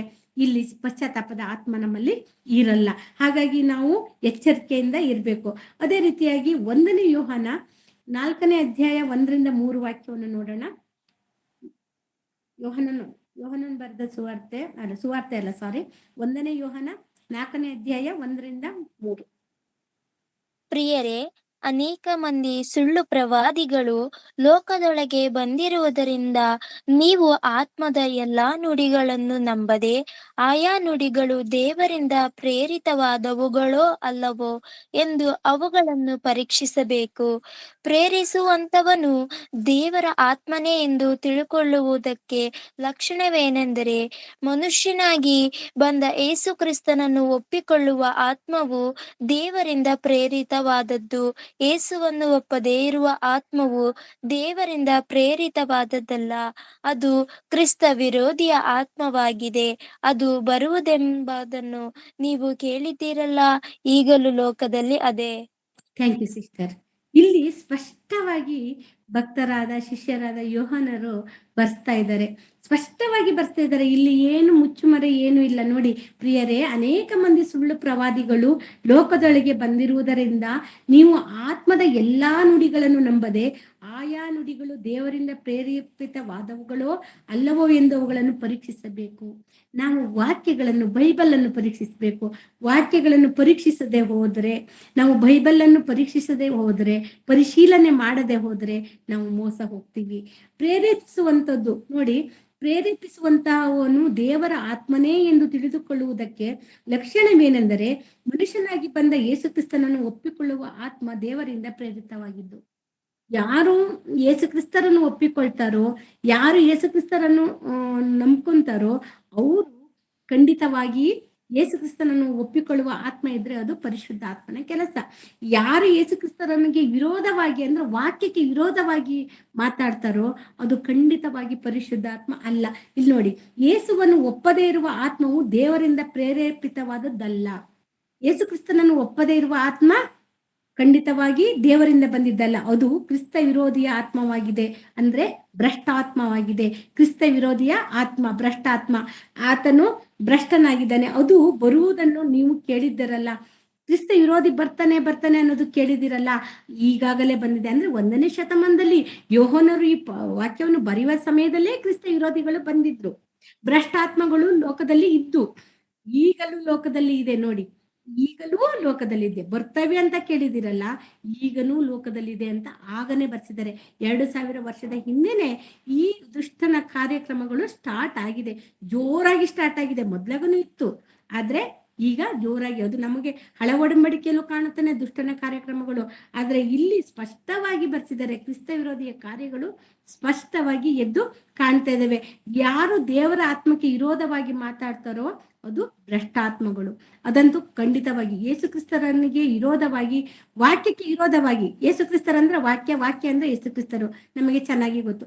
ಹಾಗಾಗಿ ವಾಕ್ಯಗಳಿಗೆ ವಿರೋಧವಾಗಿ ಯಾವುದೇ ಮಾತುಗಳು ಪ್ರೇರಣೆ ಬಂದ್ರು ಅದು ಭ್ರಷ್ಟಾತ್ಮ. ಇಷ್ಟು ನಮ್ಮ ಮನಸ್ಸಲ್ಲಿದ್ರೆ ಸಾಕು. ಯಾಕಂದ್ರೆ ನಾವು ತಿಳಿದುಕೊಳ್ಬೇಕಾಗದ್ದು ವಾಕ್ಯ ಪರಿಶೀಲನೆ. ಬೈಬಲ್ ಅನ್ನು ಓದುವಂತ ವಿದ್ಯಾರ್ಥಿಗಳು, ಬೈಬಲ್ ಅನ್ನು ಅರ್ಥ ಮಾಡ್ಕೊಳ್ಳುವಂತವ್ರು ನಾವುಗಳಾಗಿದ್ರೆ ಖಂಡಿತವಾಗಿ ನಾವು ಭ್ರಷ್ಟಾತ್ಮನ ವಶಕ್ಕೆ ನಾವು ಹೋಗುದಿಲ್ಲ. ಭ್ರಷ್ಟಾತ್ಮನಿಗೆ ನಾವು ಮೋಸ ಹೋಗ್ಲಿಕ್ಕೆ ಸಾಧ್ಯ ಆಗುದಿಲ್ಲ. ಯಾಕಂದ್ರೆ ಪವಿತ್ರಾತ್ಮನ ಮುಸ್ಕಾಕೊಂಡು ಅವನು ಬಂದು ಏನೇನ ಕೆಲಸ ಮಾಡ್ತಾನೆ ಅನ್ನೋದು ನಮಗೆ ಸ್ಪಷ್ಟವಾಗಿ ನಮ್ಮ ಮನಸ್ಸಿಗೆ ಅರ್ಥವಾಗುತ್ತೆ. ಹಾಗಾಗಿ ನಾವೇನ್ ಮಾಡ್ಬೇಕು, ಭ್ರಷ್ಟಾತ್ಮನ ಬಂದು ಮಾತಾಡ್ತಾ ಇದ್ದಾನಂದ್ರೆ ಎಚ್ಚರಿಕೆಯಿಂದ ನಾವು ವಾಕ್ಯ ಪರಿಶೀಲನೆ ಮಾಡ್ಕೊಬೇಕು. ವಾಕ್ಯ ಪರಿಶೀಲನೆ ಮಾಡಿದಾಗ ನಮಗೆ ಅವನು ಭ್ರಷ್ಟನೋ ಅಥವಾ ನಿಜವಾಗಿನೂ ನಮಗೆ ಹೇಳ್ತಾ ಇದ್ದಾನೋ ಅನ್ನೋದು ನಮಗೆ ಅರ್ಥ ಆಗುತ್ತೆ. ಇನ್ನೊಂದು ನಾವು ನೋಡ್ಕೊಳ್ಳೋಣ ಈಗ. ಹಾಗಿದ್ರೆ ಸೈತಾನನು ನಮಗೆ ಯಾವ ರೀತಿಯಾಗಿ, ಸೈತಾನನ ನಮ್ಮನ್ನು ಯಾವ ರೀತಿ ಮೋಸ ಮಾಡ್ತಾನೆ ಅನ್ನೋದನ್ನು ಸ್ವಲ್ಪ ಹೊತ್ತು ನಾವು ಧ್ಯಾನ ಮಾಡ್ಕೊಳ್ಳೋಣ. ಯಾಕಂದ್ರೆ ನಮ್ಗೆ ಗೊತ್ತಿರ್ಬೇಕಲ್ಲ. ಇವಾಗನು ನಾವು ಸಭೆಗಳಲ್ಲಿ ಆರಾಧನೆ ಮಾಡಾಗ ಫಸ್ಟೇನೆ ನಾನು ಹೇಳಿದೆ, ಆರಾಧನೆ ಮಾಡಾಗ ಪವಿತ್ರಾತ್ಮನೆ ಇಳಿದ್ಬಾ ಅಂತ ಹೇಳ್ಕೊಂಡು ಜೋರಾಗಿ ಕಿಚ್ಚೋದು ಅಥವಾ ಸೌಂಡ್ ಜಾಸ್ತಿ ಇಡೋದು, ಈ ರೀತಿ ಎಲ್ಲ ಮಾಡ್ತಾ ಇದೀವಲ್ಲ, ಇದೆಲ್ಲ ವಾಕ್ಯಕ್ಕೆ ವಿರೋಧವಾಗಿದ್ದಲ್ವಾ? ವಾಕ್ಯಕ್ಕೆ ವಿರೋಧವಾಗಿದ್ದ ಅಥವಾ ನಿಜನಾ? ಅದು ವಿರುದ್ಧವಾಗಿದ್ದ ಕಾರ್ಯಕ್ರಮ. ಅದು ನಮಗ್ ಗೊತ್ತಾದಾಗ ನಾವೇನ್ ಮಾಡ್ಬೇಕು, ಅದು ತಪ್ಪು ಅಂತೇಳಿ ನಾವು ಸ್ಪಷ್ಟಪಡಿಸ್ಕೊಂಡು ಅದನ್ನ ನಾವೇನಾರ ಆತರ ಮಾರ್ಗದಲ್ಲಿದ್ರೆ ನಮ್ಮನ್ನ ನಾವು ಸರಿಪಡಿಸ್ಕೊಳ್ಬೇಕು, ಎಚ್ಚರಿಸ್ಕೊಳ್ಬೇಕಲ್ವಾ? ತಪ್ಪು ಬೋಧನೆ ಮಾಡುವಂತದನ್ನು ನಾವು ಹೆಚ್ಚಾಗಿ ಅದನ್ನೇ ನೋಡ್ತಾ ಇದ್ರೆ ನಮ್ಮಲ್ಲೂ ಸಹ ಬದಲಾಗುತ್ತೆ. ಮೊನ್ನೆ ಸೆಮಿನಾರ್ ಸಮಯದಲ್ಲಿ ಮನೋಜ್ ಬ್ರದರ್ ಅವರು ಬದಲಾವಣೆ ಬಗ್ಗೆದಲ್ಲಿ ತೋರ್ಸಷ್ಟೊತ್ತಿಗೆ ಯಾವ ರೀತಿ ನಾವು ಸವಾಸ ದೋಷದಿಂದ ಹಾಳಾಗ್ತೀವಿ ಅನ್ನೋದನ್ನು, ಒಂದು ರೆಡ್ ದಾಸವಾಳ ಹೂವು, ಒಂದು ವೈಟ್ ದಾಸವಾಳ ಹೂವು ಇಟ್ಟು ಹತ್ರ ಬಂದಾಗ ಅದು ಹೇಗೆ ಅಟ್ರಾಕ್ಷನ್ ಆಗಿ ವೈಟ್ ದಾಸವಾಳ ಹೂವನ್ನು ಹೇಗೆ ಪಿಂಕ್ ಆಗಿ ಬದಲಾಗುತ್ತಲ್ವಾ, ಕಲರ್ ಚೇಂಜ್ ಆಗುತ್ತಲ್ವಾ, ನೋಡಿದಿರಲ್ವಾ? ಅಂದ್ರೆ ಮನುಷ್ಯನು ಸವಾಸ ದೋಷದಿಂದ ತನ್ನನ್ನು ತಾನು ಹಾಳು ಮಾಡ್ಕೊಂತಾನೆ. ಹಾಗಾಗಿ ನಾವು ಎಚ್ಚರಿಕೆ ಇರಬೇಕು. ಇದು ಯಾಕೆ ಅಂತ ಹೇಳಿದ್ರೆ, ನಾವು ಪ್ರತಿಯೊಂದು ವಿಷಯದಲ್ಲೂ ಒಂದಕ್ಕೊಂದು ತಾಳೆ ಮಾಡಿ ನೋಡ್ಕೊಂಡಾಗ ನಮಗೆ ಅರ್ಥ ಆಗುತ್ತೆ ಸೈತಾನನು ಎಷ್ಟು ಮೋಸ ಮಾಡ್ತಾ ಇದ್ದಾನೆ ಅನ್ನೋದು ನಮಗೆ ಗೊತ್ತಾಗುತ್ತೆ. ನಾವು ಈಗ ನೋಡ್ಕೊಳ್ಳೋಣ. ಮತ್ತೇನು ಬರೆದ ಸುವಾರ್ತೆ 24ನೇ ಅಧ್ಯಾಯ 4ನೇ ವಾಕ್ಯವನ್ನು ಒಮ್ಮೆ ತೆಗೆದು ನೋಡಿ. ಮತ್ತೇನು ಬರೆದ ಸುವಾರ್ತೆ 24ನೇ ಅಧ್ಯಾಯ 4ನೇ ವಚನ. ಮತ್ತಾಯ 24:4. 24:4. ನಮಗೆ ಹೇಳು ಅನ್ನಲು ಯೇಸು ಅವರಿಗೆ ಉತ್ತರವಾಗಿ ಹೇಳಿದ್ದೇನೆಂದರೆ, ಯಾರಾದರೂ ನಿಮ್ಮನ್ನು ಮೋಸಗೊಳಿಸಾರು ನೋಡಿಕೊಳ್ಳಿರಿ. ಯಾಕೆಂದರೆ ಅನೇಕರು ಬಂದು ನನ್ನ ಹೆಸರನ್ನು ಎತ್ತಿಕೊಂಡು ನಾನು ಕ್ರಿಸ್ತನು ಎಂದು ಹೇಳಿ ಎಷ್ಟೋ ಜನರನ್ನು ಮೋಸಗೊಳಿಸುವರು. ಸಾಕು. ಇಲ್ಲಿ ಯೇಸು ಸ್ವಾಮಿನೇ ಸ್ವತಃ ಹೇಳ್ತಾ ಇದ್ದಾರೆ ಶಿಷ್ಯರ ಹತ್ರ, ಏನಂತ? ಮೋಸ ಮಾಡಿಸೋರು ತುಂಬಾ ಜನ ಬರ್ತಾ ಇದ್ದಾರೆ, ಆಲ್ರೆಡಿ ಬಂದಿದ್ದಾರೆ. ನಾನೇ ಕ್ರಿಸ್ತನು, ಈಗ್ಲಿ ಹೋಲಿ ಸ್ಪಿರಿಟ್ ಬೇರೆ ಆಯ್ತು, ಈಗ ಕ್ರಿಸ್ತನು ನಾನೇ. ಹೋಲಿ ಸ್ಪಿರಿಟ್ ಪವಿತ್ರಾತ್ಮನು ಮುಸ್ಕಾಕೊಂಡು ಬರೋರು ಬೇರೆ, ಅದೇ ರೀತಿ ನಾನೇ ಕ್ರಿಸ್ತನು ಅಂತ ಹೇಳುವಂಥವ್ರು ಬೇರೆ ಬರ್ತಾರೆ. ಹಾಗಾಗಿ ಎಚ್ಚರಿಕೆ ಇರಬೇಕು. ಇದು ಎಷ್ಟು ದೃಷ್ಟಾಂತಗಳು ನಮಗೆ ಗೊತ್ತು, ಇದ್ರ ಬಗ್ಗೆ ಡೀಟೇಲ್ ಆಗಿ ಮಾತಾಡೋದು ಬೇಡ. ಅಲ್ಲಿ ಇಲ್ಲಿ ಅನೇಕ ಕಡೆ ನಡೀತಾ ಇದೆ ನಾನೇ ಕ್ರಿಸ್ತನು ಅಂತ ಬಂದಿರೋದು, ಲೇಡಿ ಕ್ರಿಸ್ತನು ಬಂದಿರೋದು, ಮತ್ತೆ ಪಾರಿನಲ್ಲೆಲ್ಲ ಇವೆಲ್ಲ ಹೆಚ್ಚಾಗಿ ನಡೀತಿದೆ. ನಾನೇ ಕ್ರಿಸ್ತನು ಅಂತೇಳಿ ಬಂದು ದರ್ಶನ ಕೊಡೋದು, ಮಾತಾಡೋದು. ಕೆಲವರು ಯಾರೋ ಒಬ್ಬ ದೇವ ಸೇವಕರು ಫಾರಿನಲ್ಲಿ ಯೇಸು ಕ್ರಿಸ್ತರನ್ನೇ ಪರಲೋಕದಿಂದ ಆಹ್ವಾನ ಮಾಡಿ ಮಾತಾಡ್ಲಿಕ್ಕೆ ಸ್ಪೀಕರ್ ಆಗಿ ಕರೆಸಿರುವಂತ ಘಟನೆ ಸಹ ನಾವು ನೋಡ್ಕೊಂಡಿದ್ದೀವಿ. ಹಾಗಾಗಿ ಇಲ್ಲಿ ಎಷ್ಟೋ ಒಂದು ಮೋಸಗಳು ನಡೀತದೆ. ನಾನೇ ಕ್ರಿಸ್ತನು ಅಂತ ಹೇಳುವಂತವ್ರು ಬರ್ತಾರೆ, ಎಚ್ಚರಿಕೆ ಇರಿ ಅಂತೇಳಿ ಯೇಸು ಸ್ವಾಮಿ ಹೇಳ್ತಾ ಇದ್ದಾರೆ. ನಾವು ಮೋಸ ಹೋಗ್ಬೇಡಿ, ಪ್ರತಿಯೊಂದು ವಿಷಯದಲ್ಲೂ ಮೋಸ ಹೋಗ್ಬೇಡಿ, ಎಚ್ಚರಿಕೆ ಇರಿ ಅಂತ ಯೇಸು ಸ್ವಾಮಿ ನಮ್ಮನ್ನ ಮೊದ್ಲಾಗಿಂದನೇ ಎಚ್ಚರಿಸ್ತಾ ಇದ್ದಾರೆ. ಯಾಕಂದ್ರೆ ನಮಗೆ ಮುಚ್ಚುಮರೆಯಾಗಿ ಏನನ್ನೂ ಇಟ್ಟಿಲ್ಲ. ನಮ್ಮ ಪ್ರಭು ಎಲ್ಲವನ್ನು ಹೇಳ್ಬಿಟ್ಟು ಹೋಗಿದ್ದಾರೆ. ಅದೇ ರೀತಿ ಪವಿತ್ರಾತ್ಮನು ಸಹ ಎಲ್ಲವನ್ನು ನೆನಪಿಗೆ ತರ್ತಾ ಇದ್ದಾರೆ. ಹಾಗಾಗಿ ನಾವು ಎಚ್ಚರ ತಪ್ಪಿದ್ರೆ ಅದು ನಮ್ಮ ತಪ್ಪಾಗುತ್ತೆ ವಿನಃ ದೇವರ ತಪ್ಪು ಆಗಲ್ಲ. ಯಾಕಂದ್ರೆ ದೇವರು ಕರುಣಾಮಯನು, ಪ್ರೀತಿ ಸ್ವರೂಪನು, ಆತನ ಕೃಪೆಯಿಂದ ನಮಗೆ ಪ್ರತಿಯೊಂದನ್ನು ಕೊಡ್ತಾ ಇದ್ದಾರೆ. ಪ್ರತಿಯೊಂದು ವಿಷಯದಲ್ಲೂ ನಮಗೆ ಜ್ಞಾನವನ್ನು ತುಂಬ್ತಾ ಇದ್ದಾರೆ, ಎಚ್ಚರಿಕೆ ಮಾತುಗಳನ್ನು ಕೊಡ್ತಾ ಇದ್ದಾರೆ. ಹಾಗಿರುವಾಗ ನಾವು ಸ್ವಲ್ಪ ಎಚ್ಚರಿಕೆಯಿಂದ ಇರಬೇಕು. ಯಾಕಂತ ಹೇಳಿದ್ರೆ ಜನಗಳು ಮೋಸ ಮಾಡಕ್ಕೆ ರೆಡಿಯಾಗಿರ್ತಾರೆ. ನಾವು ಮೋಸ ಹೋಗದೆ ಇರುವಂತೆ ಕಾಪಾಡ್ಕೊಬೇಕು. 2ನೇ ಕೊರಿಂಥ ಬರೆದ ಪತ್ರಿಕೆ 2ನೇ ಕೊರಿಂಥ 11ನೇ ಅಧ್ಯಾಯ 14ನೇ ವಾಕ್ಯವನ್ನು ಒಮ್ಮೆ ನೋಡ್ಕೊಳ್ಳೋಣ. ಬೆಳಕು ವೇಷದಲ್ಲಿ ಹೇಗೆ ಬರ್ತಾನೆ ಅನ್ನೋದನ್ನು ನಾವು ಪವಿತ್ರಾತ್ಮನ ಮುಸ್ಕಲ್ಲಿ ಹೇಗಿದಾಗುತ್ತೆ ಅಂತ, ಒಂದ್ಸಲಿ ಹೇಗ್ ಮೋಸ ಆಗುತ್ತೆ ಅಂತ ನೋಡ್ಕೊಳ್ಳೋಣ. 2 ಕೊರಿಂಥ 11ನೇ ಅಧ್ಯಾಯ 14ನೇ ವಚನ. ಇದೇನು ಆಶ್ಚರ್ಯವಲ್ಲ, ಸೈತಾನನು ತಾನೇ ಪ್ರಕಾಶ ರೂಪವುಳ್ಳ ದೇವದೂತನ ವೇಷವನ್ನು ಹಾಕಿಕೊಳ್ಳುವಾಗ ಅವನ ಸೇವಕರು ಸಹ ನೀತಿಗೆ ಸೇವಕರಾಗಿ ಕಾಣಿಸುವುದಕ್ಕೆ ವೇಷ ಹಾಕಿಕೊಳ್ಳುವುದು ದೊಡ್ಡದಲ್ಲ. ಅವರ ಅಂತ್ಯಾವಸ್ಥೆಯು ಅವರ ಕೃತ್ಯಗಳಿಗೆ ತಕ್ಕ ಹಾಗೆಯೇ ಆಗುವುದು. Thank you sister. ಇದೇನು ಆಶ್ಚರ್ಯವಲ್ಲ, ಸೈತಾನನು ತಾನೇ ಪ್ರಕಾಶ ರೂಪವುಳ್ಳ ದೇವದೂತನ ವೇಷವನ್ನು ಹಾಕಿಕೊಳ್ಳುವಾಗ ಅವನ ಸೇವಕರು ಸಹ ನೀತಿಗೆ ಸೇವಕರಾಗಿ ಕಾಣಿಸುವುದಕ್ಕೆ ವೇಷ ಹಾಕಿಕೊಳ್ಳುವರು. ಇಲ್ಲಿ ಸ್ಪಷ್ಟವಾಗಿ ಹೇಳಿದ್ದಾರೆ, ಮೋಸ ಹೋಗ್ಬೇಡಿ. ಇದು ಸೈತಾನನು ಯಾವ ವೇಷ, ಬೆಳಕು ದೂತಿನ ವೇಷ ಹಾಕೊಂಡ್ ಬರ್ತಾನೆ. ಆದ್ರೆ ಅವನ ಶಿಷ್ಯರುಗಳೇನು ಸುಮ್ಮನೆ ಇರ್ತಾರಾ? ಅವರು ಶಿಷ್ಯರು ಅದನ್ನೇ ಮಾಡ್ತಾರೆ. ಹಾಗಾಗಿ ಈಗ ಅನೇಕ ಶಿಷ್ಯರುಗಳು, ಅಣ್ಣವ್ರು ಯಾವಾಗ್ಲೂ ಹೇಳ್ತಾರೆ ಮರಿಗಳು ಅಂತೇಕೊಂಡು, ಸೈತಾನಿನ ಮರಿಗಳು ಅಂತ ತುಂಬಾ ಜನ ಎದ್ದಿದ್ದಾರೆ. ಅವ್ರನ್ನ ಬಗ್ಗೆ ನಾವು ಜಾಗೃತಿಯಾಗಿರ್ಬೇಕು. ಯಾಕಂದ್ರೆ ವೇಷ ಹಾಕಿಕೊಂಡು ಬಂದು ನಮ್ಮನ್ನ ಮೋಸ ಮಾಡ್ತಾರೆ. ಹಾಗಾಗಿ ನಾವು ಮೋಸ ಹೋಗ್ಬಾರ್ದು ಅಂದ್ರೆ ನಮಗೆ ವಾಕ್ಯ ಪರಿಶೋಧನೆ ಇರಬೇಕು. ವಾಕ್ಯವನ್ನು ಪರಿಶೋಧನೆ ಮಾಡಿದ್ರೆ ಮಾತ್ರನೇ ನಾವು ಮೋಸ ಹೋಗುವುದಿಲ್ಲ. ಇಲ್ಲ ಅಂದ್ರೆ ನಾವು ಅರ್ಧಂಬರ್ಧಂ ಅದ್ರ ಬಗ್ಗೆ ಅರ್ಥ ಮಾಡ್ಕೊಂಡಿಲ್ಲ ಅಂದ್ರೆ ಖಂಡಿತವಾಗಿ ನಾವು ಮೋಸ ಹೋಗುವಂತ ಚಾನ್ಸಸ್ ತುಂಬಾ ಇರುತ್ತೆ. ಹಾಗಾಗಿ ನಮ್ಮನ್ನ ನಾವು ಸ್ವಲ್ಪ ಎಚ್ಚರಿಕೆಯಿಂದ ನೋಡ್ಕೊಬೇಕು. ಅದೇ ರೀತಿಯಾಗಿ ಅಪೊಸ್ತಲ ಕೃತ್ಯಗಳು 16ನೇ ಅಧ್ಯಾಯ 16ರಿಂದ 18 ಒಮ್ಮೆ ನೋಡ್ಕೊಳ್ಳೋಣ. ಅಪೊಸ್ತಲ ಕೃತ್ಯಗಳು 16ನೇ ಅಧ್ಯಾಯ 16ರಿಂದ 18. ಬಳಿಕ ಪ್ರಾರ್ಥನೆ ನಡೆಯುವ ಆ ಸ್ಥಳಕ್ಕೆ ನಾವು ಹೋಗುತ್ತಿರುವಾಗ ಗಾರುಡಗಾತಿಯಾದ ಒಬ್ಬ ದಾಸಿಯು ನಮ್ಮೆದುರಿಗೆ ಬಂದಳು. ಅವಳು ಕಣಿ ಹೇಳುವುದರಿಂದ ಅವಳ ಯಜಮಾನರಿಗೆ ಬಹು ಆದಾಯವಾಗುತ್ತಿತ್ತು. ಪೌಲನು ನಾವು ಹೋಗುತ್ತಿರುವಾಗ ಅವಳು ಹಿಂದೆ ಬಂದು, ಈ ಮನುಷ್ಯರು ಪರಾತ್ಪರನಾದ ದೇವರ ದಾಸರು, ನಿಮಗೆ ರಕ್ಷಣೆಯ ಮಾರ್ಗವನ್ನು ಸಾರುತ್ತಾರೆ ಎಂದು ಕೂಗುತ್ತಿದ್ದಳು. ಹೀಗೆ ಅನೇಕ ದಿವಸ ಮಾಡಿದ್ದರಿಂದ ಪೌಲನು ಬಹಳವಾಗಿ ಬೇಸರಗೊಂಡು ಹಿಂತಿರುಗಿ ಆ ದೆವ್ವಕ್ಕೆ, ಅವಳನ್ನು ಬಿಟ್ಟು ಹೋಗು ಎಂದು ಯೇಸು ಕ್ರಿಸ್ತನ ಹೆಸರಿನಲ್ಲಿ ನಿನಗೆ ಅಪ್ಪಣೆ ಕೊಡುತ್ತೇನೆ ಎಂದು ಹೇಳಿದನು. ಅದೇ ಗಳಿಗೆಯಲ್ಲಿಯೇ ಅದು ಬಿಟ್ಟು ಹೋಯಿತು. ಸಾಕು ಸಿಸ್ಟರ್. ಇಲ್ಲಿ ನಮಗೆ ಸ್ಪಷ್ಟವಾಗಿ ಗೊತ್ತಾಗ್ತಾ ಇದೆ, ಯಾರು ಈ ದುರಾತ್ಮಗಳು ಅವರು ಸತ್ಯವನ್ನೇ ಮಾತಾಡ್ತಾರೆ. ಅವ್ರು ಏನಾದ್ರು ಈ ದಾಸಿ ಏನಾದ್ರು ತಪ್ಪಾಗಿ ಮಾತಾಡ್ರ, ಇವರು ಪರತ್ಪರನ ದೇವರ ಸೇವಕರ ಮಕ್ಕಳು, ಸೇವಕರು, ಇವರು ರಕ್ಷಣಾ ಮಾರ್ಗವನ್ನು ಸುವಾರ್ತೆ ಸಾರ್ತಾ ಇದ್ದಾರೆ ಅಂತ ಸತ್ಯವನ್ನೇ ಹೇಳ್ತು. ಆದ್ರೆ ಅದು ಯಾರೋ ಕಣಿ ಹೇಳುವ ಆತ್ಮ, ಅದು ದುರಾತ್ಮ ಅಲ್ವಾ? ಅದು ನಮಗೆ ಗೊತ್ತಾಗ್ಬೇಕಂದ್ರೆ ಹೇಗೆ, ಅದು ದುರಾತ್ಮನೋ ಅಥವಾ ಸತ್ಯ ಹೇಳ್ತಾ ಇದೆಯಲ್ಲ? ನಿಜವಾಗೂ ಪೌಲರು ಯಾರು? ದೇವರ ಸೇವಕರು. ಅವರು ಸುವಾರ್ಥ ರಕ್ಷಣಾ ಮಾರ್ಗವನ್ನು ಸಾರಕ್ ಬಂದವರು. ಅಲ್ಲಿ ಕಣಿ ಹೇಳೋಳು ಹೇಳಿದ್ದು ಸಹ ಅದನ್ನೇ ತಾನೆ. ಹಾಗಾದ್ರೆ ಇದು ಒಳ್ಳೆ ಸತ್ಯದ ಆತ್ಮ ಅಲ್ವಾ, ಸತ್ಯವನ್ನೇ ಹೇಳ್ತಲ್ಲ ಅಂತ ಹೇಳಿದ್ರೆ ಅದು ಕಣಿ ಹೇಳುವ ಆತ್ಮ, ಅದು ದುರಾತ್ಮ. ಅದು ಏನು ಹೇಳ್ತಾ ಇದೆ, ಸತ್ಯವನ್ನು ಹೇಳಿದ್ರು ಸಹ ಅದ್ರ ಒಳಗಿರುವಂತದ್ದು ಬೇರೆ. ಅಂದ್ರೆ ಕೆಲವೊಮ್ಮೆ ನಾವು ನೋಡ್ತೀವಿ ಯಾವ ರೀತಿಯಾಗಿ ನಾವು ಮೋಸ ಹೋಗ್ತೀವಿ ಅಂತ ಹೇಳಿದ್ರೆ, ಒಂದು ಆತ್ಮ ಯೇಸು ಹೆಸರು ಹೇಳ್ತು ಅಂದ ತಕ್ಷಣ ನಾವು ಯೇಸು ಕ್ರಿಸ್ತರು, ನಾವು ಕ್ರೈಸ್ತರು ಅಂದ ತಕ್ಷಣ ನಾವು ಮೋಸ ಹೋಗ್ಬಿಡ್ತೀವಿ. ನಾವು ಸಭೆಗೆ ಹೋಗ್ತೀವಿ ಅಂದ ತಕ್ಷಣ ಮೋಸ ಹೋಗ್ತೀವಿ. ನಾವು ಒಳ್ಳೆ ಸಭೆಯಲ್ಲಿ ವಾಕ್ಯವನ್ನು ಕೇಳ್ತೀವಿ ಅಂದ್ರೆ ಮೋಸ ಹೋಗ್ತೀವಿ. ವಾಕ್ಯದ ಪ್ರಕಾರ ಇದೆಯೋ ಇಲ್ಲೋ ಅಂತ ನಾವು ಎಚ್ಚೆತ್ಕೊಬೇಕು.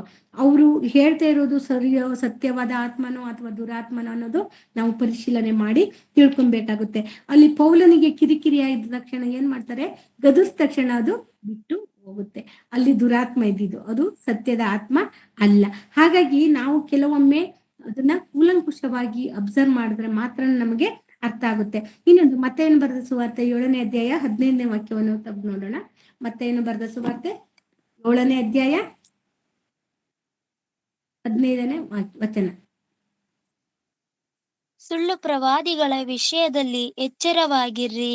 ಅವರು ಕುರಿವೇಷ ಹಾಕಿಕೊಂಡು ನಿಮ್ಮ ಬಳಿಗೆ ಬರುತ್ತಾರೆ, ಆದರೆ ಒಳಗೆ ನೋಡಿದರೆ ಅವರ ಹಿಡುಕೊಂಡು ಹೋಗುವ ತೋಳಗಳೇ.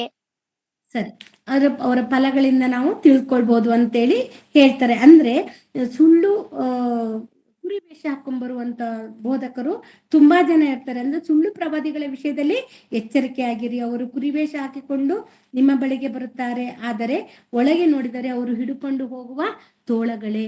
ನಾವ್ ಹೇಳ್ದಲ್ಲ, ಮುಸ್ಕು ಹಾಕೊಂಡು ಬರ್ತಾರೆ. ಅವರು ಒಳಗೆ ಒಂದು ಹೊರಗೆ ಒಂದಿರ್ತಾರೆ. ನಮಗೆ ಅದು ಅರ್ಥ ಆಗಲ್ಲ. ಆದ್ರೆ ಅವರು ತೋಳಗಳೇ ಅಥವಾ ಕುರಿಗಳೇ ಅಂತ ಗೊತ್ತಾಗ್ಬೇಕಂದ್ರೆ ಅವರ ಫಲಗಳಿಂದ ನಾವು ತಿಳ್ಕೊಳ್ಬಹುದು. ಅವ್ರು ನಡ್ಕೊಳ್ಳುವಂತ ರೀತಿಯಿಂದ ನಾವು ತಿಳ್ಕೊಳ್ಬಹುದು. ಅವರ ಬಾಯಿಂದ ಬರುವ ಮಾತುಗಳಿಂದ ನಾವು ತಿಳ್ಕೊಬಹುದು. ಅದನ್ನ ತಿಳ್ಕೊಬೇಕಂದ್ರೆ ನಮ್ಮಲ್ಲಿ ಏನಿರ್ಬೇಕು, ವಾಕ್ಯ ಪರಿಶೀಲನೆ ಇರ್ಬೇಕು. ವಾಕ್ಯದ ಜ್ಞಾನ ಇದ್ರೆ, ಯೇಸು ಕ್ರಿಸ್ತರು ಹೇಳಿದ ಮಾತುಗಳು ನಮಗೆ ನೆನಪಿದ್ರೆ, ಕುರಿವೇಷ ಹಾಕೊಂಡ್ ಬರ್ತಾರೆ ಎಚ್ಚರಿಕೆಯಿಂದ ಇರಿ ಅಂತೇಳಿ ದೇವರು ಹೇಳಿದ ವಾಕ್ಯವು ನಮಗೆ ನೆನಪಿದ್ರೆ ಖಂಡಿತವಾಗಿ ನಾವು ಎಚ್ಚರಿಕೆಯಿಂದ ನೋಡ್ಕೊಳ್ಬಹುದು.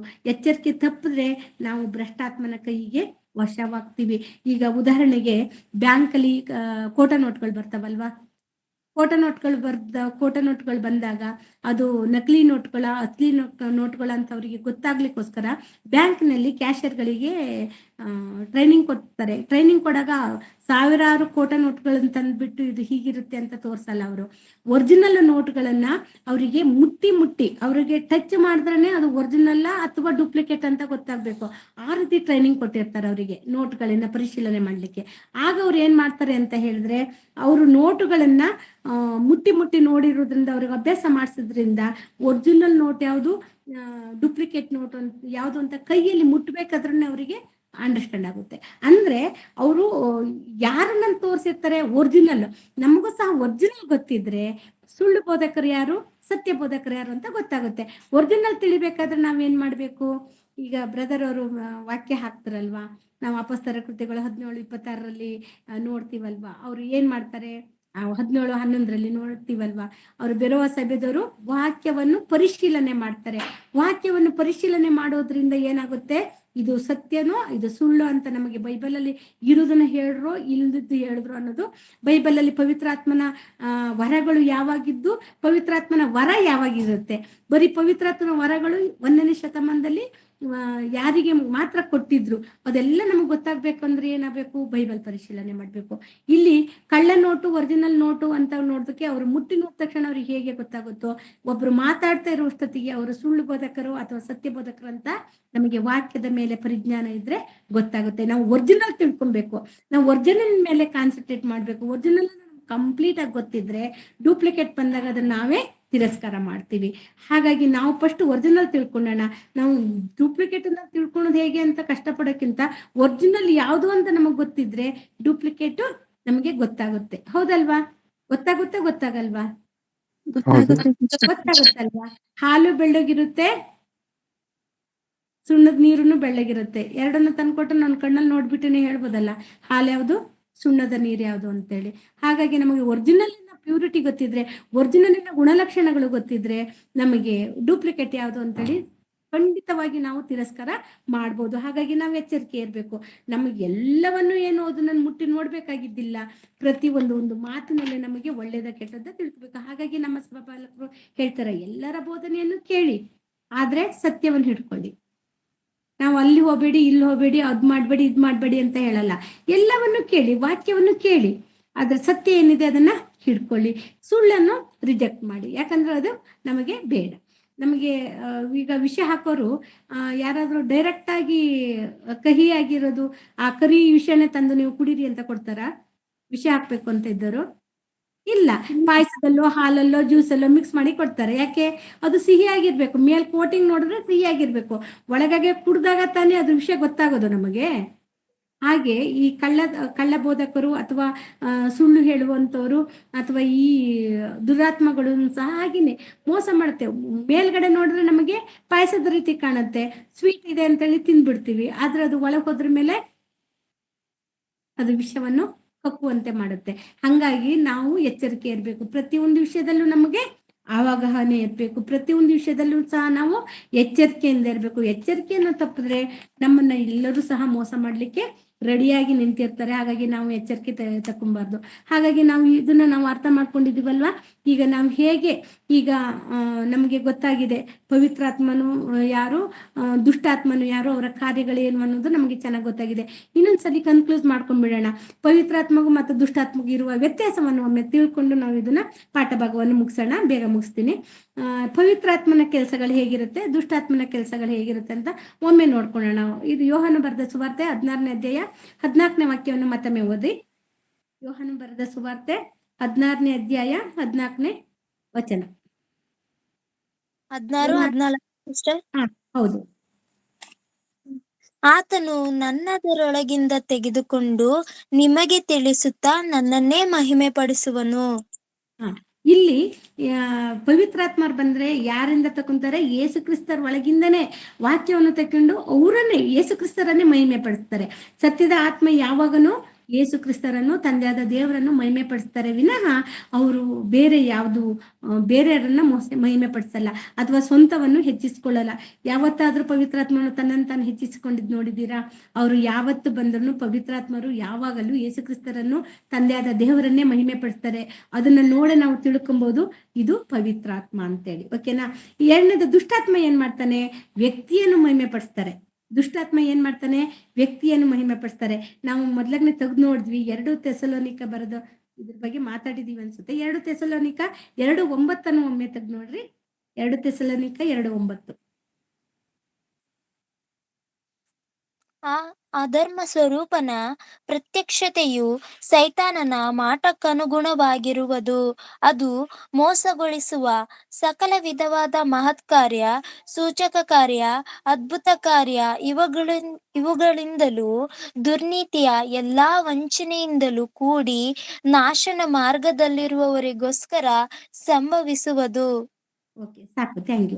ಅವರು ನಾಶನ ಮಾರ್ಗದಲ್ಲಿ ಇರೋರಿಗೋಸ್ಕರವಾಗಿ ಎಲ್ಲ ದುರಿಚ್ಛೆಗಳನ್ನು ತಂದೊಡ್ಡವನು ಯಾರು?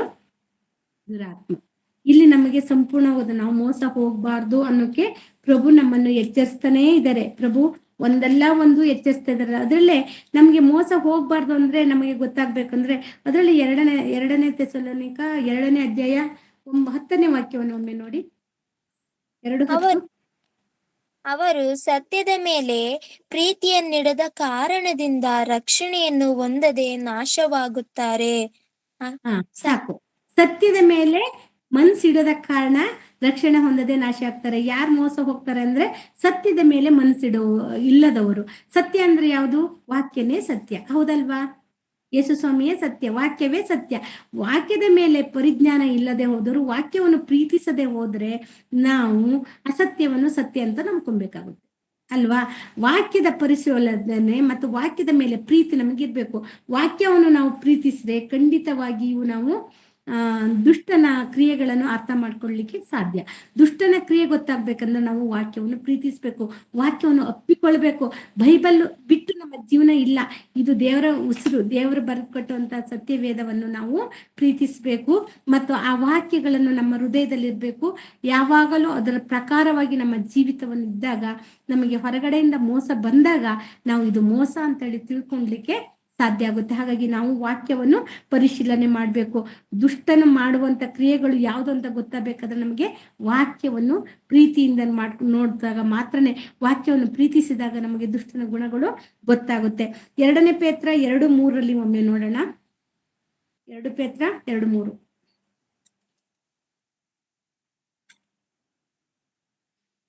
2 ಪೇತ್ರ 2:3. ಅವರು ದ್ರವ್ಯಾಶೆಯುಳ್ಳವರಾಗಿ ಕಲ್ಪನೆ ಮಾತುಗಳನ್ನು ಹೇಳುತ್ತಾ ನಿಮ್ಮಿಂದ ಲಾಭವನ್ನು ಸಂಪಾದಿಸಬೇಕೆಂದಿರುವವರು. ಓಕೆ, ಸಾಕು ಸಾಕು. ಇಲ್ಲಿ ದುಷ್ಟಾತ್ಮಗಳು ಏನನ್ನು ಪ್ರೇರಣೆ ಮಾಡ್ತಾವಂದ್ರೆ ಹಣದಾಸೆಯನ್ನು, ಅಂದ್ರೆ ಸಂಪಾದನೆ, ಹಣ, ಇದನ್ನು ಪ್ರೇರೇಪಣೆ ಮಾಡುವಂಥದ್ದು ದುಷ್ಟಾತ್ಮಗಳು. ಇಲ್ಲಿ ಪೇತ್ರರವರು ಸರಿಯಾಗಿ ಬರ್ಸಿದ್ದಾರೆ. ಪವಿತ್ರಾತ್ಮರು ಪಾಪದ ಬಗ್ಗೆ ಖಂಡಿಸ್ತಾರೆ, ಆದ್ರೆ ದುಷ್ಟಾತ್ಮನು ಹಣದ ಬಗ್ಗೆ ಮಾತಾಡ್ತಾನೆ.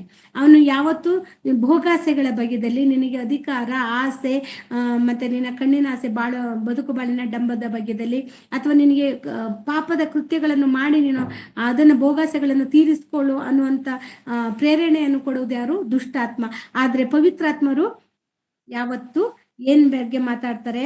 ಪಾಪದ ಬಗ್ಗೆ ಎಚ್ಚರಿಸ್ತಾರೆ ಮತ್ತು ಪಾಪರಹಿತವಾಗಿ ಜೀವಿಸೋಕೆ ಪ್ರೇರೇಪಣೆ ನೀಡ್ತಾರೆ. ಹಾಗಾಗಿ ಸೈತಾನನಿಗೂ ಅಂದ್ರೆ ದುಷ್ಟಾತ್ಮನಿಗೂ ಪವಿತ್ರಾತ್ಮನಿಗೂ ವ್ಯತ್ಯಾಸವನ್ನು ನಾವು ಸರಿಯಾಗಿ ವಾಕ್ಯದ ಮೂಲಕ ತಿಳ್ಕೊಬಹುದು. ನಾವು ಹಳೆ ಒಡಂಬಡಿಕೆಯಲ್ಲಿ ನೋಡಿದೀವಿ, ತುಂಬಾ ಸರಿ ನೋಡಿದೀವಿ. ನಾವು ವಿಮೋಚನಾ ಖಂಡದಲ್ಲಿ, ನಿಮಗೆ ಸಮಯ ಸಿಕ್ಕಾಗ ನೋಡ್ಕೊಳ್ಳಿ, ವಿಮೋಚನಾ ಖಂಡ 7ನೇ ಅಧ್ಯಾಯ 11ನೇ ವಾಕ್ಯದಿಂದ ನೀವು ಓದ್ತಾ ಬಂದ್ರೆ ನಿಮಗೆ ಅಲ್ಲಿ ಫರೋಹನ ಮುಂದೆ ಮೋಶೆ ಅದ್ಭುತ ಕಾರ್ಯಗಳನ್ನು ಮಾಡಿದಾಗ ಅಲ್ಲಿರುವಂತ ಜೋಯಿಸರು ಮತ್ತು ಮಾಟಗಾರರು, ಮಂತ್ರವಾದಿಗಳಿಂದಲೂ ಸಹ ಸೇಮ್ ಸೂಚಕ ಕಾರ್ಯಗಳನ್ನು ಮಾಡಿಸ್ತಾರೆ. ಅದು ನಮಗೆ ಚೆನ್ನಾಗಿ ಗೊತ್ತು. 7ನೇ ಅಧ್ಯಾಯ 11ನೇ ವಾಕ್ಯ 12ನೇ ವಾಕ್ಯವನ್ನು ನಾವು ನೋಡಿದಾಗ ಅಲ್ಲಿ ಸಂಪೂರ್ಣ ಗೊತ್ತಾಗುತ್ತೆ. ಅವರು ಕಾಫಿ ಮಾಡ್ತಾರೆ, ಆದ್ರೆ ಅಲ್ಲಿ ಅದೇ 8ನೇ ಅಧ್ಯಾಯದಲ್ಲಿ ಬಂದಾಗ 19ನೇ ವಾಕ್ಯವನ್ನು ನೋಡಿದಾಗ ಒಪ್ಪಿಕೊಳ್ತಾರೆ ಮಂತ್ರವಾದಿಗಳು. ಅವ್ರು ಸೋತೋಗ್ತಾರೆ. ಅವ್ರೇನಂತಾರೆ, ಇದು ದೇವ್ರ ಕೈ ಚಳಕ, ಇದು ನಮ್ಮ ಹತ್ರ ಮಾಡಕ್ಕಾಗಲ್ಲ ಅಂತ ಒಪ್ಕೊಂತಾರೆ. ಅವರೇ ಒಪ್ಕೊಂತಾರೆ, ಇದು ದೇವರಿಂದ ಮಾತ್ರ ಸಾಧ್ಯ, ನಮ್ಮಿಂದ ಮಾಡಕ್ಕಾಗಲ್ಲ ಅಂತ. ಅಂದ್ರೆ ಅದು ಅಸ್ಥಿರತೆ ಇಲ್ಲದು. God's power is unlimited. ಹೌದು, ಲಿಮಿಟೇ ಇರುವುದಿಲ್ಲ ಗಾಡ್ಸ್ ಪವರ್. ಆದ್ರೆ ಮಂತ್ರವಾದಿಗಳು, ಮಾಟಗಾರರು, ಅವ್ರದ್ಗೆಲ್ಲ ಒಂದು ಲಿಮಿಟ್ ಇರುತ್ತೆ. ಅವ್ರು ಕೋಲನ್ನ ಮಾಡಿದ್ರು, ಆದ್ರೆ ಆ ಕೋಲನ್ನ ಆರೋಹಣ ಕೋಲು ನುಂಗ್ಬಿಡುತ್ತಲ್ವಾ. ಈ ರೀತಿಯಾಗಿ ನಾವು ಪರಿಶೀಲನೆ ಮಾಡ್ಬೇಕು. ಹಳೆ ಒಡಂಬಡಿಕೆಯಿಂದನೂ ದುರಾತ್ಮಗಳ ಕಾರ್ಯಗಳು ಹೇಗೆ, ಮಾಟ ಮಂತ್ರಗಳು ಹೇಗೆ ಮಾಡ್ತಾರೆ, ಇದೆಲ್ಲ ನಮಗೆ ಒಂದು ಕಲೆ ಕಲ್ತ್ಕೊಂಡಿದ್ದಾರೆ ಅಷ್ಟೇನೆ. ಇವತ್ತು ಸಹ ಇಂದಿನ ಅನೇಕ ಸಭೆಗಳಲ್ಲಿ ಈ ರೀತಿಯಾಗಿ ಟಚ್ ಅಂದಕ್ಕೂ ಬಿದ್ದೋಗೋದು, ಇವೆಲ್ಲ ಒಂದು ಕಲೆಗಳಷ್ಟೇನೆ. ಇದು ಖಂಡಿತವಾಗಿ ಪವಿತ್ರಾತ್ಮ ಮಾಡ್ತಾ ಇರುವಂತ ಕೆಲಸ ಅಲ್ಲ. ಪವಿತ್ರಾತ್ಮರು, ಯೇಸು ಸ್ವಾಮಿಯು ಒಬ್ಬನನ್ನು ಎದ್ದು ನಿಲ್ಲಿಸುತ್ತಾರೆ, ಬದುಕಿಸುವಂತ ಆತ್ಮ. ಆದ್ರೆ ದುರಾತ್ಮಗಳು ಖಂಡಿತವಾಗಿ ಬದುಕಿಸುವ ಆತ್ಮಗಳಲ್ಲ. ಅವು ಏನಾದ್ರೂ ನಷ್ಟ ಮಾಡುವಂತ ಆತ್ಮಗಳು, ನಮ್ಮನ್ನು ಡೈವರ್ಟ್ ಮಾಡೋದು, ದೇವರ ನಂಬಿಕೆಯಿಂದ ಡೈವರ್ಟ್ ಮಾಡುವಂತ ಆತ್ಮಗಳು. ನಾವು ಎಚ್ಚರಿಕೆಯಿಂದ ಇಲ್ಲ ಹೋದ್ರೆ ನಾವು ಮೋಸ ಹೋಗ್ತೀವಿ. ಹಾಗಾಗಿ ಎಚ್ಚರಿಕೆಯಿಂದ ಇರೋಣ. ಅದೇ ರೀತಿಯಾಗಿ ನಾವು 2ನೇ ತಿಮೋಥಿ 3:8 ಸಹ ನಾವು ನೋಡ್ಕೊಬಹುದು. ಅಲ್ಲಿ ಸ್ಪಷ್ಟವಾಗಿ ಫರೋಹನ ಮಂತ್ರವಾದಿಗಳು ಮಾಡಿದ್ದು ಕ್ಷಣಿಕವಾಗಿದ್ದು. ಅದೇ ರೀತಿ ಇಂದು ಸಹ ಅನೇಕರು ತಪ್ಪು ಬೋಧಕನೆಯನ್ನು ಮಾಡಿ ಮನುಷ್ಯರನ್ನು, ಅಂದ್ರೆ ವಿಶ್ವಾಸಿಗಳ ಹೃದಯವನ್ನು ಹಾಳು ಮಾಡ್ತಾ ಇದ್ದಾರೆ.